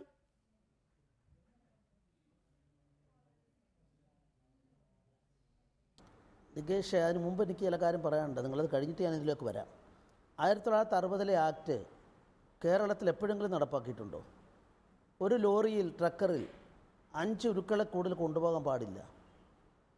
ഒരു കൂട്ടിൽ സൈക്കിളിൽ കൊണ്ടുവന്നു, കോഴിയെ കൊണ്ടുവന്നു, എന്ത് ചെയ്യണം? ഓരോ കാര്യങ്ങളും ഇന്ന് ഞാൻ പറഞ്ഞൊരു ആധികാരികമായിട്ട് ഞാൻ 5000 അറവുശാല കേരളത്തിലുള്ളതിൽ 10 എണ്ണത്തിന് പോലും ലൈസൻസ് ഇല്ല. ഞാൻ ആരെയും കുറ്റപ്പെടുത്താനല്ല, നിർത്തണമെന്നല്ല എൻ്റെ ആവശ്യം. ഈ സത്യം നമ്മൾ മനസ്സിലാക്കണ്ടേ? അവിടെയാണ് സുപ്രീം കോടതിയും അല്ലെങ്കിൽ ബന്ധപ്പെട്ട വകുപ്പും ഇപ്പോൾ ഗൗരവത്തിലെടുക്കാൻ കാരണം. ലോകത്തുള്ള ഏത് അമേരിക്ക ആയാലും ജർമ്മനി ആയാലും എല്ലാ രാജ്യങ്ങളിലും അറവുശാലകളൊരു പ്രത്യേക സ്ഥലത്താണ്. അവിടെയുള്ള മാലിന്യം അപ്പം തന്നെ ആരാണോ അറവുശാല നടത്തുക അവർ ചാർജ് കൊടുത്തിട്ട് ഗവൺമെൻറ് ഏർപ്പെടുത്തിയിട്ട് അപ്പം തന്നെ അത് വളമാക്കി മാറ്റണം. പുറത്തേക്ക് ഇടാൻ പാടില്ല, സാംക്രമിക രോഗം ഉണ്ടാകാൻ പാടില്ല.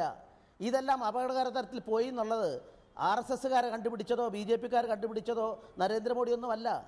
കമ്മീഷൻ്റെ റിപ്പോർട്ടിൻ്റെയും മറ്റും വെളിച്ചത്തിൽ ഏറ്റവും അപകടകരമായി ഈ രാജ്യത്തെ ജനജീവിതം പോകുന്നു എന്ന് പറഞ്ഞപ്പം അതിനൊരു നിയന്ത്രണം കൊണ്ടുവരാൻ ശ്രമിക്കുന്നു. ഒരിക്കലും ഇത് ബീഫ് നിരോധിക്കാനോ അല്ലെ മത്സ്യാഹാരം താങ്കളുടെ വാദം ഞാൻ അംഗീകരിക്കുന്നു. അത് താങ്കൾ പറയേണ്ട കാര്യം അത് ആളുകൾക്ക് മനസ്സിലായെന്ന് തോന്നുന്നു. സമയം കൂടുതൽ എടുക്കാതിരിക്കാൻ വേണ്ടിയാണ് ഞാൻ എൻ്റെ ചോദ്യത്തിലേക്ക് വരുന്നത്. ഇക്കാര്യത്തിൽ നമ്മൾ ആശ്രയിക്കേണ്ട കോടതി. രണ്ടാമത്തെ ജലീലുണ്ടല്ലോ, ജലീലിനോട് ഞാൻ ചോദിക്കുന്നു, ജലീലിനോട് ഞാൻ ചോദിക്കുകയാണ്, 5000 അറവുശാലകളുള്ളതിൽ 10 എണ്ണത്തിന് പോലും 15 എണ്ണത്തിനപ്പുറത്തേക്ക് ലൈസൻസ് ഇല്ലാത്തവയാണെന്ന് പറയുമ്പോൾ നടപടി സ്വീകരിക്കാൻ താങ്കൾ തയ്യാറാവും? ഇതെല്ലാം അത് വേറെ വിഷയമാണ്. ശ്രീ പി എസ് ശ്രീധരൻപിള്ള, അങ്ങനെ അറവുശാലകൾക്ക് ലൈസൻസ് ഇല്ല എങ്കിൽ ലൈസൻസോട് കൂടി അത് നടക്കണം എന്നുള്ള കാര്യത്തിലൊന്നും ആർക്കും തർക്കമൊന്നുമില്ല. അതിനകത്ത് താങ്കൾ പ്രധാനപ്പെട്ട വിഷയത്തിൽ നിന്ന് തീർത്തും അപ്രധാനം എന്ന് തോന്നാവുന്ന മറ്റൊരു വിഷയത്തിലേക്ക് കൊണ്ടുവരണം. നമുക്ക് വേറൊരു സമയത്ത് ചർച്ച ചെയ്യേണ്ട വിഷയമാണത്. എൻ്റെ ചോദ്യം ഇതാണ്, പ്രസക്തമാണത് എന്ന് ഞാൻ ഇപ്പോഴും കരുതുന്നത് കൊണ്ട് ആവർത്തിക്കുകയാണ്. അഡ്വക്കേറ്റ് പി എസ് ശ്രീധരൻപിള്ള, കോടതിയാണ് ഇക്കാര്യത്തിൽ വ്യാഖ്യാനിച്ച് തരേണ്ടത്. ആ കോടതി, തങ്ങളുടെ കോടതി അല്ലെങ്കിൽ ജഡ്ജിമാർ, തങ്ങളുടെ മതചിന്ത അത് ഈ രാജ്യത്തെ നിയമമായി മാറട്ടെ എന്ന് കരുതി റിട്ടയർ ചെയ്യുന്നതിന്റെ തലേ ദിവസം ഒരു സിവിൽ റിട്ട് ഉണ്ടാക്കി ആ റിട്ടിന്മേൽ വിധി പറഞ്ഞു പോകുന്നത് അത് ഇങ്ങനെ ഒരു രാഷ്ട്രീയ കാലാവസ്ഥയിൽ നടക്കും എന്ന് കരുതുന്നത് കൊണ്ടല്ലേ? ഞാൻ പറയാൻ ആഗ്രഹിക്കുന്നു, തലേ ദിവസം ഹർജി വരില്ലേ? ഇപ്പൊ പൊതുതാൽപര്യ ഹർജി തലേ ദിവസം വരുന്നതല്ലേ? തലേ ദിവസം വരുമ്പം ഉടൻ തന്നെ കമ്മ്യൂണിക്കേഷൻ അല്ലെ ഇൻസ്ട്രക്ഷൻ എടുക്കുമ്പോൾ വിവരം കിട്ടില്ലേ? കിട്ടിയാൽ ഇന്ന അപാകതയുണ്ടെന്ന് അവിടെ ചൂണ്ടിക്കാട്ടിക്കേണ്ടത് കേരള സർക്കാരിന്റെ ബാധ്യതയല്ലേ? ഒരു ഹർജി പിൻവലിക്കാനും ഞാൻ മടങ്ങിയെത്താം. ഡോക്ടർ സെബാസ്റ്റ്യൻ പോൾ, നമുക്കറിയാത്ത കാര്യമാണത്, അനുമാനിക്കാവുന്നതാണ്.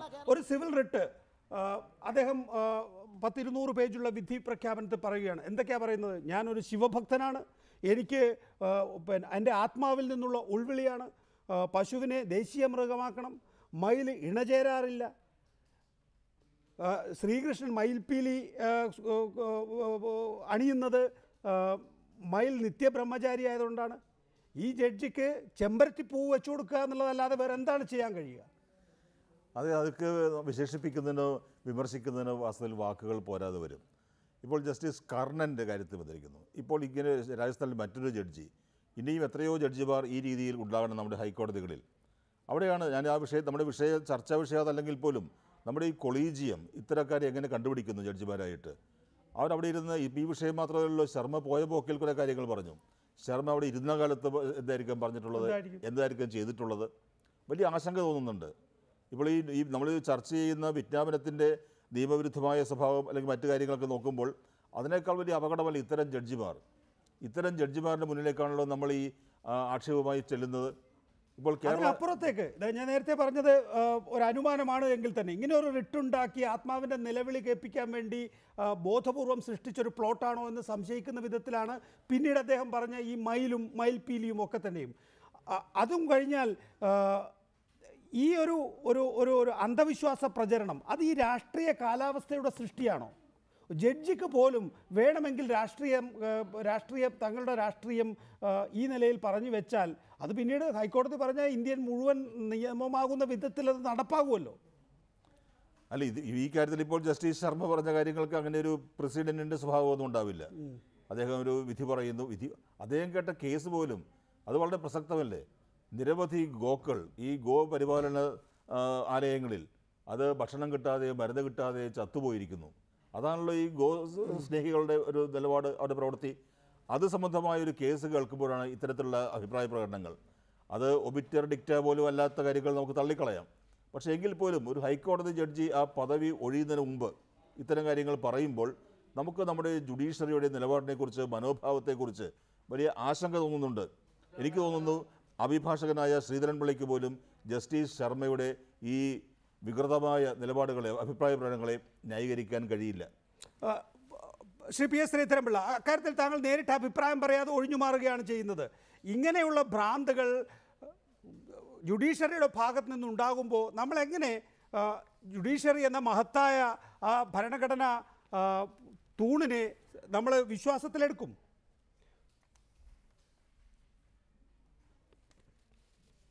നികേഷ്, ഞാൻ ആ ജഡ്ജിൻ്റെ ആ വിധിന്യായത്തിൻ്റെ കാര്യങ്ങൾ എനിക്ക് മനസ്സിലാക്കാൻ സാധിച്ചില്ല. മീഡിയകളിൽ വെച്ചുകൊണ്ട് എനിക്ക് പറയാൻ സാധിക്കില്ല. മീഡിയകളിൽ ഇപ്പോൾ നടക്കുന്നത് എന്താ? അതുകൊണ്ടാണ് ഞാൻ പറഞ്ഞത്. അങ്ങനെയൊക്കെ പറഞ്ഞിട്ടുണ്ടെങ്കിൽ ഇപ്പോൾ ഒരു ജഡ്ജി അങ്ങനെ പറഞ്ഞ ആനുഷാംഗിക പരാമർശങ്ങൾ നടത്തുന്നത് സാധാരണഗതി ചെയ്യുന്നത് ആനുഷാംഗിക പരാമർശമാണ്. ഒബിച്ചർ ഡിക്റ്റയെ സംബന്ധിച്ച് അദ്ദേഹം പറഞ്ഞല്ലോ. അതുകൊണ്ട് അതിനപ്പുറം പ്രാധാന്യം കൊടുക്കേണ്ട ആവശ്യമില്ല. ജഡ്ജിമാർ പലതും പറയും. ആ പറയുന്നതൊന്നും നിയമമല്ല, അതൊന്നും ബാധകവുമല്ല. അതുകൊണ്ട് അതിലേക്ക് നമ്മൾ പോകേണ്ട ആവശ്യമില്ല. അവിടുത്തെ ഹൈക്കോടതിയിലെ ജഡ്ജി പറഞ്ഞത് ആ വാക്കുകൾ ശരിയോ തെറ്റോ നമുക്കതിൽ അതിൻ്റെ അടിസ്ഥാനത്തിലല്ല ഈ ചർച്ച കൊണ്ടുപോകേണ്ടത്. പല ജഡ്ജികളും പലതും പറയും. ഇത്തരം പറയുന്ന ആളുകളുണ്ട്. അദ്ദേഹം പറഞ്ഞ ശരിയാണ്, സെബാസ്റ്റ്യൻ പോൾ പറഞ്ഞ ശരിയാണ്. അതുകൊണ്ടാണ് കൊളീജിയം പോരാ, നിയമനിർമ്മാണം നടത്തിയ അക്കാര്യത്തിന് ഗവൺമെൻറ് മുന്നോട്ട് വന്നത്. അപ്പോൾ അതിൽ സുപ്രീം കോടതി അത് തള്ളിക്കളഞ്ഞപ്പം പ്രതിപക്ഷ കക്ഷികളുടെ നിലപാടെന്തായിരുന്നു, ഇപ്പോഴത്തെ പ്രതിപക്ഷ കക്ഷികളുടെ? അതുകൊണ്ട് ഇക്കാര്യത്തിലൊക്കെ എല്ലാവർക്കും വെളിപാടുണ്ടാകട്ടെ എന്ന് ഞാൻ പ്രാർത്ഥിക്കുന്നു. അല്ല അഡ്വക്കേറ്റ് മുഹമ്മദ് ഷാ, ഇവിടെ ഈ ജഡ്ജി ഈ വിധിയിൽ ഉദ്ധരിച്ചിട്ടുള്ളത് മുൻവിധികളോ അല്ലെങ്കിൽ മേൽക്കോടതിയുടെ വിധികളോ ഒന്നുമല്ല. രാമായണത്തിലെയും അതുപോലെ തന്നെ മതഗ്രന്ഥങ്ങളിലെയും ഒക്കെ തന്നെയും ഉദ്ധരണികളാണ്. അതിൽ നിന്നാണ് ഈ മയിൽ ഇണചേരാറില്ല എന്നുള്ള നിലയിലേക്ക് പശു ഓക്സിജൻ ശ്വസിച്ച് ഓക്സിജൻ വിടുന്ന ജീവിയാണ് എന്നുള്ള നിലയിലേക്കൊക്കെ തന്നെയും ഈ ജഡ്ജി വരുന്നത്. അപ്പോൾ ആ നിലയിൽ ഒരറിവ് കെട്ട ഒരു ജഡ്ജിക്ക് വിരമിക്കുന്ന ദിവസം വരെ തുടരാൻ കഴിഞ്ഞു എന്നുള്ളത് നമ്മുടെ വ്യവസ്ഥയുടെ തകരാറല്ലേ? അത് ഇങ്ങനൊരു ജഡ്ജ്മെൻറ്റ് എങ്ങനെയാണ് പറഞ്ഞിരിക്കുന്നത് നമ്മൾ വായിച്ചിട്ടില്ല. എങ്കിലും ഇത്തരം ഇപ്പോൾ പറഞ്ഞത് കേട്ടോ, അദ്ദേഹം ആദ്യം പറഞ്ഞ വാക്ക് കൗ സ്ലോട്ടറിൻ്റെ ശിക്ഷ പീനൽ പ്രൊവിഷനിൽ സെൻറ്റൻസ് കൂട്ടണം, ജീവപര്യന്തമാക്കണം എന്ന് പറഞ്ഞു. ജീവപര്യന്തമുള്ള സ്റ്റേറ്റുകൾ നമുക്കുണ്ട്. കൗ സ്ലോട്ടർ സ്റ്റേറ്റ് സബ്ജക്റ്റാണ്. കൗ സ്ലോട്ടർ ആർട്ടിക്കിൾ 48 കൗ സ്ലോട്ടർ നിരോധിക്കാൻ വേണ്ടി ഭരണഘടനയിൽ പ്രൊവിഷനുണ്ട്. എൻ്റെ അഭിപ്രായത്തിലും കൗ സ്ലോട്ടർ സ്റ്റേറ്റ് വൈസ് നിരോധിക്കുന്നതിൽ അപാകതയില്ല. കാരണം ഭരണഘടനയിൽ അങ്ങനെയുണ്ട്. ഇദ്ദേഹം അതിൻ്റെ ശിക്ഷ കൂട്ടണമെന്ന് പറഞ്ഞൊരു കുഴപ്പമില്ല. അത് ഭരണഘടനയെ അടിസ്ഥാനപ്പെടുത്തിയാൽ പറഞ്ഞെങ്കിൽ നല്ലത്. പക്ഷേ അദ്ദേഹം പറയുന്ന എൻ്റെ വിശ്വാസ പ്രമാണത്തിൻ്റെ പേരിലേക്ക് പോകാൻ പാടില്ല. രാജ്യത്തെ നിയമങ്ങളുടെ അടിസ്ഥാനത്തിൽ വേണം വിധി പ്രസ്താവിക്കാൻ. വിധി പ്രസ്താവിക്കുമ്പോൾ എനിക്ക് പല വിശ്വാസമുണ്ടോ, ആ വിശ്വാസം എൻ്റെ മനസ്സിൽ നിൽക്കണം. പക്ഷേ അത് ജഡ്ജ്മെൻറ്റിൽ അത് റിഫ്ലക്റ്റ് ചെയ്യാൻ പാടില്ല. അത് അങ്ങനെ വന്നു കഴിഞ്ഞാൽ ജനങ്ങൾക്ക് അതിൻ്റെ മുന്നിൽ കോൺഫിഡൻസ് നഷ്ടപ്പെടും. അത് തെറ്റാണ്. ഇത് പറഞ്ഞുകൊണ്ട് ചെയ്യാൻ പറ്റില്ല. ഏതെങ്കിലും ഒരു ജഡ്ജ്മെൻറ്റ്, ചിലപ്പോൾ ചില ജഡ്ജ്മെൻറ്റുകളിലൊക്കെ ഇത്തരം കാര്യങ്ങൾ വരാറുണ്ട്. പക്ഷേ ആ ജഡ്ജ്മെൻറ്റുകളിൽ അത് വരുമ്പോഴും അതിനകത്ത് ലീഗൽ പ്രപ്പോസിഷൻ ഡിസ്കസ് ചെയ്തതിന് ശേഷം എവിടെയെങ്കിലുമൊക്കെ ചില വാക്കുകൾ ഉദ്ധരിച്ച് പോകാറുണ്ട്. ഇതങ്ങനെയല്ല. ഇത് അവസാന ദിവസം ഒരു ഷോയാണ്. ഈ കാണിച്ചത് തെറ്റാണ്. ഇദ്ദേഹം പറഞ്ഞ ആദ്യത്തെ ലീഗൽ കാര്യങ്ങൾക്ക് അപാകതയില്ല. പക്ഷേ പിന്നീട് പറഞ്ഞ കാര്യങ്ങളൊന്നും അനാവശ്യമാണ്. അതൊന്നും പറയേണ്ടതില്ല. ഇപ്പോൾ ഒരു കാര്യം നികേഷ് ആദ്യം ചോദിച്ചൊരു കാര്യമുണ്ട്. ഈ സാഹചര്യം, ഈ രാഷ്ട്രീയ സാഹചര്യമാണോ ഇങ്ങനെയൊക്കെ ആളുകളെ കൊണ്ട് പറയിക്കുന്നത്?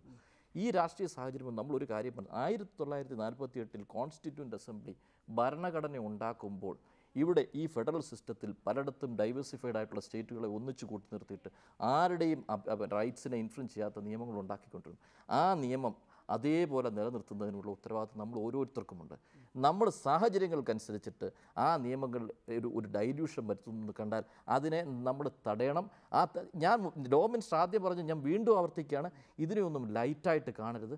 ഇത് വളരെ സീരിയസ്. ഇത് കോൺഗ്രസ് ചെയ്താലും കമ്മ്യൂണിസ്റ്റ് ചെയ്താലും BJP ചെയ്താലും അതിനെ ചെറുക്കണം. അഡ്വക്കേറ്റ് PS ശ്രീധരൻപിള്ള, നവാസ് ഷെരീഫിൻ്റെ കേസിൽ നവാസ് ഷെരീഫിനെതിരായിട്ടുള്ള അഴിമതി ആരോപണം അന്വേഷിക്കണമെന്നാവശ്യപ്പെട്ടുകൊണ്ടുള്ള പാകിസ്ഥാൻ സുപ്രീം കോടതിയുടെ വിധിയിൽ അന്ന് ആ വിധി ഏറ്റവും കൂടുതൽ അന്താരാഷ്ട്ര തലത്തിൽ തന്നെ വിമർശന വിധേയമായത്, ആ വിധിയിൽ മുൻ കോടതി വിധികളോ അല്ലെങ്കിൽ നിയമപുസ്തകങ്ങളോ ഒന്നുമായിരുന്നില്ല. പ്രധാനമായും ഉദ്ധരിക്കപ്പെട്ടത് ഗോഡ് ഫാദർ എന്ന നോവലിൻ്റെ ചില ഉദ്ധരണികളായിരുന്നു എന്നുള്ളത് കൊണ്ടാണ്. അപ്പോൾ നവാസ് ഷെരീഫിനെ കൊടുക്കാൻ നേരത്തെ തീരുമാനിച്ചിട്ടുണ്ട്.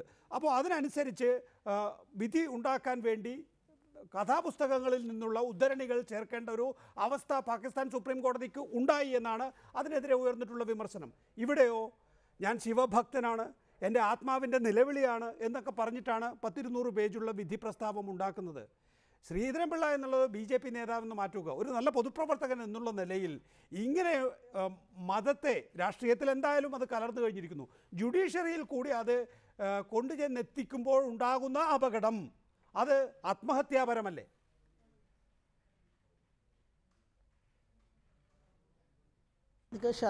നികേഷ് അതിനെപ്പറ്റി ഈ ജഡ്ജി പറഞ്ഞ ഞാൻ ന്യായീകരിക്കുന്നില്ല. അദ്ദേഹം അങ്ങനെ ആനുഷംഗിക പരാമർശം നടത്തിയെങ്കിൽ എനിക്കതിൻ്റെ പുറകെ പോകേണ്ട ആവശ്യമില്ല. ഞാൻ അദ്ദേഹത്തെ ന്യായീകരിക്കുന്നുമില്ല. അത് ഓരോ ജഡ്ജിമാരും ഇങ്ങനെ പറയുന്നുണ്ടെങ്കിൽ അത് ശരിയല്ല. അതൊക്കെ കുറെ കൂടെ ആത്മനിയന്ത്രണം പാലിക്കേണ്ടതാണെന്നുള്ളതാണ് എൻ്റെ അഭിപ്രായം. പക്ഷേ നികേഷ് ഒരു കാര്യം മനസ്സിലാക്കണം, ഇതിൽ നമ്മുടെ സുപ്രീം കോടതിയുടെ എത്രയോ ജഡ്ജ്മെൻറ്റുകൾ അത് പിന്നെ നമ്മുടെ ബ്രിട്ടീഷുകാരുടെ ഭരണകാലത്തുള്ള ഇംഗ്ലണ്ടിലെ കോടതി പോലും എത്രയോ തവണ നമ്മുടെ മഹാഭാരതത്തിലും ഭഗവത്ഗീതയിലും കാര്യങ്ങൾ ഉദ്ധരിച്ചിട്ടുണ്ട്. അപ്പോൾ ഉദ്ധരിക്കാനൊന്നും പാടില്ല എന്നൊക്കെ പറയുന്നത് താങ്കളുടെ ഉദ്ധരിക്കുന്നതുകൊണ്ട് കുഴപ്പമില്ല. താങ്കൾക്ക് നല്ല വ്യക്തതയുണ്ട്. എന്നാലും ഞാനൊന്ന് പറഞ്ഞോളട്ടെ, ഈ ഉദ്ധരണികൾ എന്തിനെത്തിച്ചേരുന്നു? നേരത്തെ അഡ്വക്കേറ്റ് മുഹമ്മദ് ഷാ ചൂണ്ടിക്കാണിച്ചതുപോലെ ഗോവധം ജീവപര്യന്തമാക്കണം എന്നുള്ള ഒരു നിഗമനത്തിലേക്ക് കാര്യങ്ങൾ കൊണ്ടുചെന്നെത്തിക്കാനാണ് ഈ ഉദ്ധരണികൾ ഈ ജഡ്ജ് ഉപയോഗിച്ചിരിക്കുന്നത് എന്നുള്ളതാണ് പ്രധാനം. പിന്നെ അദ്ദേഹം വിധി പ്രഖ്യാപനം നടത്തുമ്പോൾ നടത്തിയ പരാമർശം, പിന്നീട് മീഡിയയിലേക്ക് എത്തുമ്പോൾ നടത്തിയ പരാമർശങ്ങൾ, ഇതെല്ലാം നമ്മുടെ അന്ധവിശ്വാസത്തെക്കുറിച്ചുള്ള നമ്മുടെ സങ്കല്പം ഉണ്ടല്ലോ, അതിനെയും മറികടക്കുന്നതാണ്. പണ്ട് LP സ്കൂളിൽ പഠിക്കുമ്പോൾ മയിൽപീലി പുസ്തകത്തിൽ വെച്ചാൽ അത് പ്രസവിക്കുമെന്ന് പെൺകുട്ടികൾ പറയുന്നത് നമ്മൾ കേട്ടിട്ടുണ്ട്. അത് LP സ്കൂളിൽ പഠിക്കുമ്പോൾ അതിനേക്കാൾ വലിയ കണ്ടുപിടുത്തമാണ് കണ്ണീര്. ഒരു ആൺമയിലിന്റെ കണ്ണീര് പെൺമയിൽ കുടിക്കുമ്പോൾ ആ പെൺമയിൽ ഗർഭിണിയാകുമെന്ന് പറയുന്ന ഒരു ജഡ്ജ്, ഒരു ഹൈക്കോടതി ജഡ്ജ് ഇന്ത്യയിലുണ്ട്.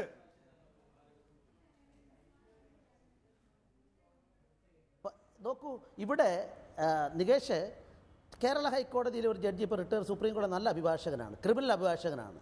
അദ്ദേഹത്തിൻ്റെ ജഡ്ജ്മെൻറ്റിൽ എഴുതി വെച്ചു, ഈ പോലീസുകാർക്ക് എല്ലാത്തിനും ഒപ്പിടാൻ സ്റ്റേറ്റ്മെൻ്റ് എടുത്ത് ഒപ്പിട്ട് കൊടുത്താൽ അത് അംഗീകരിക്കണമെന്ന് പറഞ്ഞു. അന്ന് ഇന്ത്യൻ ക്രിമിനൽ നിയമം തകർന്ന് തരിപ്പണമാകും. കാരണം പോലീസിന് അഭിപ്രായമാണ്. ഈ രാജ്യത്തെ ഇന്നിപ്പോൾ നമ്മളെല്ലാം പ്രതീക്ഷയോട് കൂടി നിൽക്കുന്ന ജുഡീഷ്യറിയെ നാണം കെടുത്തിയ ഒരു റിട്ടയർഡ് ജഡ്ജിനെ BJP ന്യായീകരിക്കുകയാണ്. ശ്രീ PS ശ്രീധരൻപിള്ള, BJPക്ക് വേണ്ടി താങ്കളും ആ ന്യായീകരണം ഏറ്റെടുക്കുകയാണ്. ഉദ്ധരിക്കാവുന്നതാണ് എന്നുള്ളതാണ് എൻ്റെ അഭിപ്രായം. തുടരുക. ഡോക്ടർ KT ജലീൽ ചെയ്യുന്നതാണ്. നിങ്ങൾ ഇത് മാത്രം എന്താ ഉയർത്തിപ്പിടിച്ച് പറയുന്നത്? ഡോക്ടർ KT ജലീൽ, അപ്പോൾ നമുക്ക് ചുരുക്കാൻ വേണ്ടി അല്ലെങ്കിൽ ഒന്ന് സമ്മപ്പ് ചെയ്യാൻ വേണ്ടി ചോദിക്കുകയാണ്. നമ്മൾ സ്വന്തം നിലയ്ക്ക് ഒരു ഹർജിയുമായി കോടതിയിൽ പോകും. അതിപ്പോൾ ഹൈക്കോടതിയിൽ നിലനിൽക്കുന്ന സാഹചര്യത്തിൽ ഇപ്പോൾ സിംഗിൾ ബെഞ്ചിൻ്റെ വിധി വരാനിരിക്കുന്നതേ ഉള്ളൂ. അത് തിങ്കളാഴ്ച ഉണ്ടാകുമെന്ന് കരുതാം. അങ്ങനെയാണ് എങ്കിൽ ആ വിധിയും കൂടി നോക്കി ഇനി കേരള ഹൈക്കോടതിയിൽ സാധിക്കുന്നില്ലെങ്കിൽ സംസ്ഥാനം തന്നെ സുപ്രീം കോടതിയിൽ പോകും. അതോടൊപ്പം തന്നെ പറയേണ്ട ഒരു കാര്യം, ബഹുമാനനായ ശ്രീധരൻപിള്ള ഇവിടെ ഒരു കാര്യം പറഞ്ഞു. നിയമാനുസൃതമല്ലാതെ കൂടുതൽ എണ്ണം കന്നുകാലികളെ ഒരു സ്ഥലത്ത് നിന്ന് മറ്റൊരു സ്ഥലത്തേക്ക് കൊണ്ടുപോകുന്നതിൽ മനം നൊന്താണ് കേന്ദ്ര സർക്കാർ ഇങ്ങനെ ഒരു നിയമം കൊണ്ടുവരുന്നതിലേക്ക് നീങ്ങിയത് എന്നാണ്. നമ്മുടെ നാട്ടിൽ വാഹനങ്ങളിൽ കയറാൻ, മനുഷ്യർക്ക് വാഹനങ്ങളിൽ കയറാൻ, ട്രെയിനുകളിൽ കയറാൻ, ബസ്സുകളിൽ കയറാൻ, കാറുകളിൽ കയറാൻ ഒക്കെ നിയമങ്ങളുണ്ട്. ആ നിയമാനുസൃതമായിട്ടാണോ ഇവിടെ ആളുകൾ ട്രെയിനുകളിലും ഞാൻ പറയുന്നത് മനുഷ്യന്റെ ആരെങ്കിലും ഇവിടെ വാഹനങ്ങളിൽ മനുഷ്യൻ കയറുന്നത് നിരോധിച്ചുകൊണ്ട് വല്ല നിയമവും നാട്ടിൽ കൊണ്ടുവന്നിട്ടുണ്ടോ? ഡോക്ടർ സെബാസ്റ്റ്യൻ പോൾ, വേണമെങ്കിൽ എല്ലാ മൃഗങ്ങളുടെയും ക്രൂവൽറ്റി ഓഫ് ആനിമൽ എന്ന പേരിൽ നിരോധിക്കാം. പക്ഷേ അങ്ങനെയാണെങ്കിൽ ആട്, കോഴി, പന്നി എല്ലാം നിരോധിക്കേണ്ടി വരും. അതിന് കഴിയില്ല എന്ന് പറയുമ്പോഴാണ് ഈ നിയമത്തിൻ്റെ ചട്ടങ്ങൾ എന്ന ഇതിൻ്റെ ആ ഒരു സാധ്യതകൾ ഉപയോഗിച്ച് ചെയ്യുന്നത്. അപ്പോൾ അവിടെ ആടും പന്നിയും ഒന്നും വരുന്നുമില്ല. ഇതൊരു രാഷ്ട്രീയമായിട്ടുള്ള തീരുമാനമാണ്. ആ തീരുമാനം നടപ്പാക്കുന്നതിന് വേണ്ടിയിട്ടാണിപ്പോൾ ആക്ടിൻ്റെ പരിധി വിട്ട് റൂൾസ് ഉണ്ടാക്കിയിരിക്കുന്നത്. കാര്യങ്ങൾ ദുർഗ്രഹമാക്കുക, പരമാവധി പറ്റുന്നിടത്തെല്ലാം ഇത് ഇല്ലായ്മ ചെയ്യുക, അല്ലെങ്കിൽ ഈ ഗോവധം നിരോധിക്കുക എന്നുള്ളൊരു നിലവാരത്തിലേക്ക് കേന്ദ്ര സർക്കാർ വരുമ്പോൾ അതിനെതിരെ നേരത്തെ ഇവിടെ ചൂണ്ടിക്കാണിച്ചതുപോലെ ശക്തമായിട്ടുള്ള രാഷ്ട്രീയ പ്രതിരോധം തന്നെയല്ലേ, നിയമപരമായിട്ടുള്ള കാര്യങ്ങൾ ചെയ്യേണ്ടതുണ്ട് എന്നതിനപ്പുറത്തേക്ക് രാഷ്ട്രീയമായ പ്രതിരോധം തന്നെയല്ലേ ഈ വിഷയത്തിൽ തീർക്കേണ്ടത്? ശരിയാണത്. നിയമപരമായ ന്യൂനത നിയമപരമായി തീർക്കാൻ നമുക്ക് ഒരു പരിഹാരം കാണാം. പക്ഷേ എന്തിനു വേണ്ടി ഇത് ചെയ്യുന്നു, അവരുടെ ഉദ്ദേശം അത് വളരെ പ്രസക്തമായ കാര്യം തന്നെയാണ്. അവിടെയാണ് ഇതിന് രാഷ്ട്രീയമായ ഇടപെടൽ ആവശ്യമുണ്ട് എന്ന് വരുന്നത്. ആ ഒരു ഉത്തരവാദിത്വം തിരിച്ചറിഞ്ഞതുകൊണ്ടാണ് മുഖ്യമന്ത്രി പിണറായി വിജയൻ ഇക്കാര്യത്തിൽ ഒരു വലിയ ഇനീഷ്യേറ്റീവ് എടുത്തിരിക്കുന്നത്. ഇവിടെ ഷാ ചൂണ്ടിക്കാണിച്ചതുപോലെ നിയമമന്ത്രിയുടെ ഒരു ലാഘവത്തോടെയുള്ള സമീപനം അതല്ല ഇക്കാര്യത്തിൽ വേണ്ടത്. അത് നിയമമന്ത്രിയുടേത് സാങ്കേതികമായ ഒരു സമീപനമാണ്. അതിനപ്പുറത്തേക്ക് ചില വിഷയങ്ങൾ ഇക്കാര്യത്തിലുണ്ട്. ഇവിടെ എന്തുകൊണ്ട് ഇത് ചുരുക്കി? ഇപ്പോൾ prevention of cruelty to animals എന്ന നിയമം ചട്ടം വന്നപ്പോൾ അനിമലല്ല കാറ്റിലായി മാറി. അപ്പോൾ ഇവിടെ ചുരുക്കി ഗോവധത്തിലേക്ക് കൊണ്ടുവരികയാണ്. അവിടെയാണ് മതപരമായ ചില കാര്യങ്ങളൊക്കെ വരുന്നത്. അത് ഈ ഗോ സംരക്ഷകർക്ക് ഇനി അഴിഞ്ഞാടുന്നതിന്, മതത്തിൻ്റെ പേരിൽ ആരെയും ആക്രമിക്കുന്നതിന് പലതും നമ്മൾ കണ്ടു കഴിഞ്ഞല്ലോ. അതിനൊക്കെ നിയമപരമായ ഒരു സാധുത നൽകുന്നുള്ള പരിശ്രമം, അങ്ങനെ ഒട്ടേറെ കാര്യങ്ങൾ ഇവിടെയുണ്ട്. നിയമവും ഭരണഘടനയും മാത്രമല്ല, അവിടെ രാഷ്ട്രീയമായ ഇടപെടലുണ്ട്. വലിയ തോതിലുള്ളൊരു അവബോധം സൃഷ്ടിക്കേണ്ട കാര്യമുണ്ട്. അതിനുള്ള പരിശ്രമമാണ് ഈ ചെറിയ സംസ്ഥാനത്തെ ഒരു മുഖ്യമന്ത്രി ഇപ്പോൾ ആരംഭിച്ചിരിക്കുന്നത്. അതായത് ഒരാൾ ഇനിയിപ്പോൾ ഒരു വാദം എന്താണ് കേന്ദ്ര സർക്കാരിൻ്റെ, പശുവിനെ അല്ലെങ്കിൽ ഈ കാറ്റിൽ എന്ന വിഭാഗത്തെ വേണമെങ്കിൽ അറവിനായി നമുക്ക് വിൽക്കാം എന്നാണ്. അതിനെ ഈ പറയുന്ന കാലിച്ചന്തയിൽ കൊണ്ടുപോകരുത് എന്ന് മാത്രമേ ഉള്ളൂ. പക്ഷേ ഈ വ്യാഖ്യാനം അനുസരിച്ച്, വിജ്ഞാപനത്തിലെ വ്യാഖ്യാനം അനുസരിച്ച് ഈ കാലിച്ചന്ത എന്നുള്ള ഒരു പരിധിയിലേക്ക് വേണമെങ്കിൽ എവിടെയും ആകാം. അത് നമ്മുടെ വീടാകാം, നമ്മൾ കൊണ്ടുവെക്കുന്ന സ്ഥലമാകാം, ഏതുമാകാം.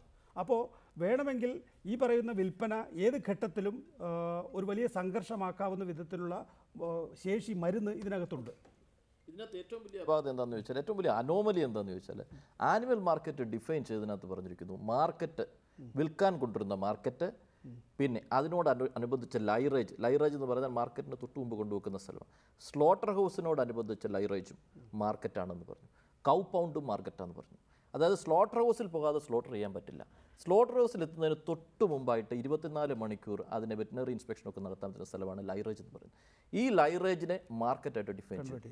അതായത് സ്ലോട്ടറിന് കൊണ്ടുപോകാനേ പറ്റാത്തൊരു സാഹചര്യം അതിനകത്ത് ക്രിയേറ്റ് ചെയ്തിരിക്കുന്നു. ഇതൊക്കെ കോടതിയുടെ മുമ്പിൽ വരേണ്ട വിഷയങ്ങളാണ്. ഒരു കാര്യം കൂടെ ഞാൻ പറഞ്ഞോട്ടെ. ഇപ്പോൾ ഇവിടെ സ്റ്റേറ്റ് സബ്ജക്റ്റിൽ ഒരു എൻക്രോച്ച്മെന്റ്, ഇവിടെ മാർക്കറ്റ് റെഗുലേഷനാണ് കൊണ്ടുവന്നിരിക്കുന്നത്. ഇത് ക്രൂവൽറ്റിയാണ്. പ്രിവെൻഷൻ ഓഫ് ക്രൂവൽറ്റി എന്നത് കൺകർ ലിസ്റ്റിലെ സബ്ജക്റ്റാണ്. പ്രിവെൻഷൻ ഓഫ് ക്രൂവൽറ്റിക്ക് വേണ്ടിയാണെങ്കിൽ സ്ലോട്ടറിൽ ക്രൂവൽറ്റി ഉണ്ടാകാതിരിക്കാൻ എന്തെങ്കിലും നിയമം കൊണ്ടുവരേണ്ടത്. ഇവിടെ മാർക്കറ്റ് റെഗുലേഷൻ കൊണ്ടുവരുന്നത് മാർക്കറ്റും ഫെയറും സ്റ്റേറ്റ് സബ്ജക്റ്റാണ്. മാർക്കറ്റ് റെഗുലേഷൻ കൊണ്ടുവന്നിട്ട് സ്ലോട്ടറിന് വേണ്ടി ആനിമൽസിന് വിറ്റതിന് ശേഷം നാളെ നിങ്ങൾ എന്ത് ചെയ്യണമെന്ന് തീരുമാനിക്കുന്ന നിയമം ഇവിടെ കൊണ്ടുവന്നിരിക്കുന്നത്. ഇതിൻ്റെ പർപ്പസ് വളരെ വളരെ ക്ലിയർ ആണ്. 2 കാര്യങ്ങൾ ഇതിനകത്ത് വന്നിട്ടുണ്ട്. ഒന്ന്, റിലീജിയസ് പർപ്പസിന് നിങ്ങൾ സ്ലോട്ടർ ചെയ്യില്ല എന്ന് അണ്ടർടേക്ക് ചെയ്യണം. അതായത് 120 ദിവസം കഴിയുമ്പോൾ ഇവിടെ ബക്രീദ് വരികയാണ്. ആ സമയത്ത് ഉണ്ടാകാൻ പോകുന്ന ഒരു കോൺഫ്ലിക്റ്റ് ക്രിയേറ്റ് ചെയ്യപ്പെடும். അത് ഇല്ലാതാക്കണം. അതിലിപ്പോൾ സെൻട്രൽ ഗവൺമെൻറ് ഈ പോത്തിൻ്റെ കാര്യത്തിൽ ഒഴിവാക്കുന്നു എന്നൊക്കെ പറയുന്നു. നല്ല കാര്യങ്ങളല്ല. അത് വീണ്ടും ഒരു കോൺഫ്ലിക്റ്റ് വരാതിരിക്കട്ടെ. രണ്ടാമത്തെ കാര്യം, നിങ്ങൾക്കൊരു ഫാം ഉണ്ടെങ്കിൽ ആ ഫാമിൽ നിങ്ങൾക്കതിനെ സ്ലോട്ടർ ചെയ്തിട്ട് പാക്ക് ചെയ്തിട്ട് ഇത് 8-10 എക്സ്പോർട്ടേഴ്സേ ഉള്ളൂ ഇന്ത്യയിൽ. ലോകത്തെ 2ാമത്തെ എക്സ്പോർട്ടർ കൺട്രിയാണ് ഇന്ത്യ. ഇവർ പാക്കറ്റിലാക്കി ആ 400 രൂപയുടെ സാധനം 600 രൂപയ്ക്ക് പാക്കറ്റിൽ മാർക്കറ്റിൽ തരും. വേണമെങ്കിൽ മേടിച്ച് കഴിച്ചോണം. ബാക്കി അല്ലാതെ നിങ്ങൾക്ക് സ്ലോട്ടർ ചെയ്യാൻ പറ്റാത്ത സാഹചര്യം ഇവിടെ ഉണ്ടാകും. കാരണം അവർ സ്ലോട്ടർ ഹൗസിൽ കൊണ്ടുപോകേണ്ട ആവശ്യമില്ല, അവർ മാർക്കറ്റിൽ കൊണ്ടുപോകേണ്ട ആവശ്യമില്ല. അപ്പോൾ ഈ ഗോഭക്തിയൊന്നും അല്ല. റൈറ്റ്. അതായത് മതപരമായിട്ടുള്ള അല്ലെങ്കിൽ സംഘപരിവാറിൻ്റെ ഐഡിയോളജി നടപ്പാക്കുക എന്നതിനോടൊപ്പം തന്നെ കുത്തകവൽക്കരണവും ഇതിൻ്റെ ഭാഗമായി ഉണ്ട്. ശ്രീ പി എസ് ശ്രീധരൻപിള്ള, അവിടെയാണ് സംസ്ഥാന സർക്കാർ നിലപാടെടുക്കാൻ പോകുന്നത്. സംഘപരിവാർ എവിടെയും പറയുന്നില്ല കംപ്ലീറ്റ് ആയിട്ട് വെജിറ്റേറിയനിസമാണ് വേണ്ടതെന്ന് പറയുന്നില്ല. അങ്ങനെ വെജിറ്റേറിയനിസം വേണമെന്ന് പറയാനുള്ള ആളുകൾ രണ്ടും പറയാനുള്ള അവകാശമുണ്ട്. ഞാനിപ്പോൾ എൻ്റെ സുഹൃത്ത് നിയമം വ്യാഖ്യാനിച്ചു, അദ്ദേഹത്തിന് ആ സ്വാതന്ത്ര്യമുണ്ട്, കോടതി പറയട്ടെ. അപ്പോൾ എൻ്റെ വീട്ടിൽ വെച്ചിട്ട് ഞാനിപ്പോൾ ഒരു പശുവിനെ വളർത്തുന്നു, അതിനെ വിറ്റാൽ അത് മാർക്കറ്റാകും, മാർക്കറ്റ് ഡെഫിനിഷൻ വരുന്നതാണ്. വളരെ വിചിത്രമായ ഒരു വാദഗതിയാണ് അത് ഉന്നയിക്കുന്നത്. അത് രാഷ്ട്രീയമായ ആവശ്യത്തിന് വേണ്ടി ഉപയോഗിച്ചു. ഓരോ വീടുകളും ഇപ്പൊ എന്റെ തേങ്ങ ഉത്പാദിപ്പിച്ചു, ഞാൻ തേങ്ങ വിൽക്കുന്നു, is it coming under the category of market? എതിർക്കണം, എതിർത്തോളൂ, രാഷ്ട്രീയമായി എതിർത്തോളൂ. അതിനപ്പുറത്ത് ഒന്നുമില്ല. വളരെ നന്ദി ചർച്ചയിൽ പങ്കെടുത്തതിന്. ഒപ്പം തന്നെ AK Balan, KT Jaleel, doctor Sebastian Paul, advocate Muhammad Shah. News night അവസാനിക്കുന്നു. നാളെ വീണ്ടും ഇതേ സമയം.